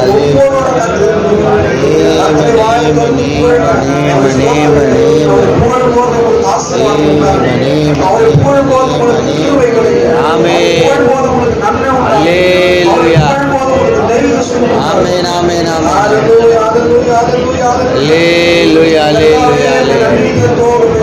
சூத்ராண்டவரே சூத்ராண்டவரே சூத்ராண்டவரே. அல்லேலூயா அல்லேலூயா அல்லேலூயா அல்லேலூயா அல்லேலூயா. நன்றி நன்றி நன்றி ஆண்டவரே. கர்த்தாவே நன்றி ஆண்டவரே நன்றி ஆண்டவரே நன்றி ஆண்டவரே நன்றி ஆண்டவரே. ஐயாவை சோத்திரிக்கிறோம் சோத்திரிக்கிறோம் சோத்திரிக்கிறோம். தேவனே நன்றியோடு சோத்திரிக்கிறோம் சோத்திரிக்கிறோம் சோத்திரிக்கிறோம். கர்த்தாவே சோத்திரிக்கிறோம் சோத்திரிக்கிறோம் சோத்திரிக்கிறோம். ஹல்லேலூயா ஹல்லேலூயா ஹல்லேலூயா ஹல்லேலூயா. சேற்றி நின்றென்னை தூக்கி எடுத்து மாற்றி உள்ளம் கூடி ஆக்கினாரே. சேற்றி நின்றென்னை தூக்கி எடுத்து மாற்றி உள்ளம் போதி ஆக்கினாரே.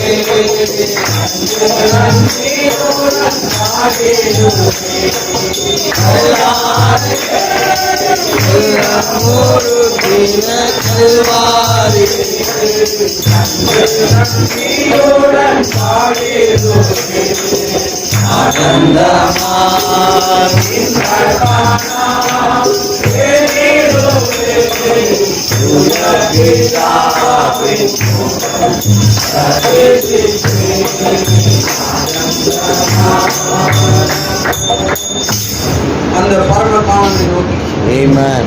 மலத்தான பரலோகத்தை நோக்கி நாம் முன்னேறி செல்ல அவருடைய இடத்தில் அவருடைய அன்பை எப்போதும் நன்றி உணர்வாய் ஜீவிப்போம். வாழ்க்கைக்காக நம்முடைய இறுதிக்கு தாழ்த்துவோம். கர்த்தர் நம்முடைய வாழ்க்கையில பெரிய நன்மைகளை பெரிய அற்புதங்களை செய்ய இந்த உலக முடிவை நோக்கி போய் கொண்டிருக்கிறது. அவருடைய ஒவ்வொரு காரியங்களும் நிறைவேறி கொண்டிருக்கிறது. நிறைவேறி கொண்டிருக்கிறது. நாடுகள் உடைகிறது. ஓ இஸ்ரவேல் ஒரு தேசமாக அவர் ஒரு தேசமாக ஒன்று கூடி விட்டார். அவர்களுக்கான பண்டிகைக்காக 2 தீர்க்கதரிசிகள் வர வேண்டியதாக இருக்கிறது. அவர் வருவதற்கு முன்பாக நாம் தாமே இந்த பூமியிலிருந்து நாம் சர்வ மரணமாய் மேலே போவதற்கு எல்லா முனைகளும் மிக சரியாக எல்லாருடைய ஜீவிதத்தில் குறைகள் இருக்கும். கர்த்தாவே மன்னியும் என்று அறிக்கை செய்வோம். அந்த காரியத்தை நாங்கள் எழுந்து போகாதபடி எனக்கு உதவி செய்ய மாட்டோம். நீர் என்னை தேர்ந்தெடுத்து தெரிந்து கொண்டு எல்லா ஆசீர்வாதங்களை கொடுத்து ஆனால் இந்த வாழ்க்கையில ஆண்டவரே, நான் உனக்கு சில காரியங்களை பிரியமில்லாமல் செய்து மன்னியும், என்னை சரி செய்யும், என்னை வழிநடத்தும். நான் ஒருபோதும் கர்த்தாவே இழக்கப்பட்டவர்களாக போகாதபடி இந்த காலங்களில் என் மேல் கிருபை கூறுங்கள். ஒவ்வொருவரும் மனிதன் உங்களை தேவன் உங்களை தருகிறார். உணர்வுகளுக்கு தேவன் நிச்சயமாகவே நீங்கள் அவரை நோக்கி கூப்பிடும் பொழுது நிச்சயமாகவே அந்த கூப்பிடுதல் அவருடைய சமூகத்தை நம்மை தாழ்த்துவோம். ஆராதிக்காத நடிசன் கடைசியாக ஸ்டீபன் அவர்கள் வந்து ஜெபிக்கக்கூடிய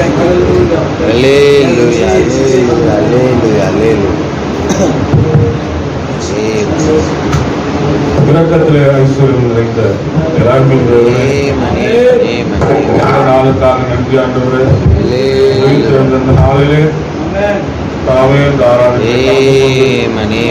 துதிக்கவும் போற்றவும் தாவே விண்ணப்பங்களை வார்த்தை நாங்கள் கேட்கவும் உமக்கு நன்றி ஆண்டவரே.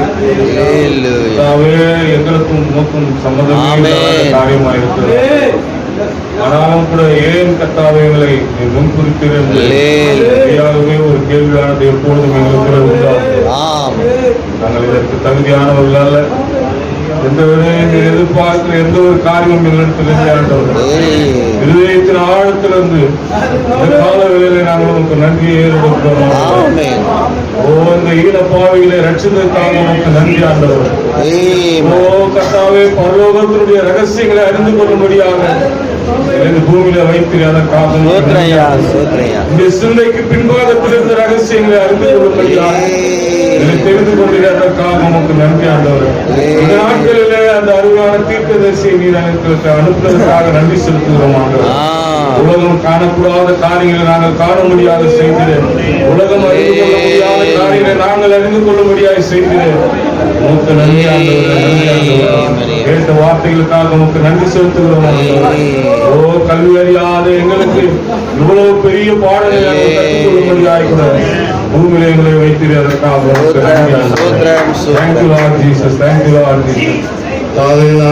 கலந்து கொண்டு ஒருவருக்காக நன்றி. ஒவ்வொருவருக்கும் தேவன் ஆசீர்வதிப்பு ஆண்டவரே. சமாதானத்தை தருவீர், தெய்வீக சுகத்தை தருவீர். போராட்டங்கள் நெருக்கடிகளிலிருந்து விடுதலை தருவீர் ஆண்டவரே. எங்களோடு கர்த்தாவே இந்த செய்தியை பகிர்ந்து கொண்ட தாசனுக்காக நன்றி செலுத்துகிறோம். பலத்தினாலே நிரப்புவீர் ஆண்டவரே. நன்றியோடு சமாதானத்தோடு கூட இங்கிருந்து கடந்து செல்கிறோம். கர்த்தாவே, வந்த ஒவ்வொருவரையும் நீர் ஆசீர்வதிக்கிறோம். ஆரம்பம் முதல் முடி மட்டுமாய் உடைய பிரசன்னம் எங்களோடு கூட இருந்து வழிநடத்துவதற்காக நன்றி ஆண்டவரே. இனியுமாய் தொடர்ந்து கர்த்தாவே எங்களை வழிநடத்தட்டும் ஆண்டவரே. நாங்கள் எந்த காரியங்களிலே கர்த்தாவே மாறாமல் இருக்கிறோமோ அந்த காரியங்களிலிருந்து நாங்கள் கர்த்தாவே விடுபட கர்த்தர் எங்களுக்கு உதவி செய்கிற ஆண்டவரே.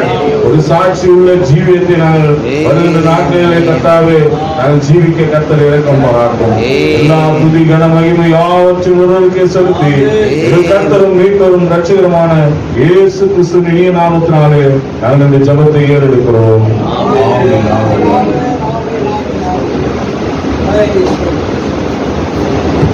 கர்த்தர் ஒவ்வொரு இறுதிகளை ஆசீர்வதிப்பாராக. தேவ சமாதானத்தோடு கூட கடந்து சொல்லுங்கள்.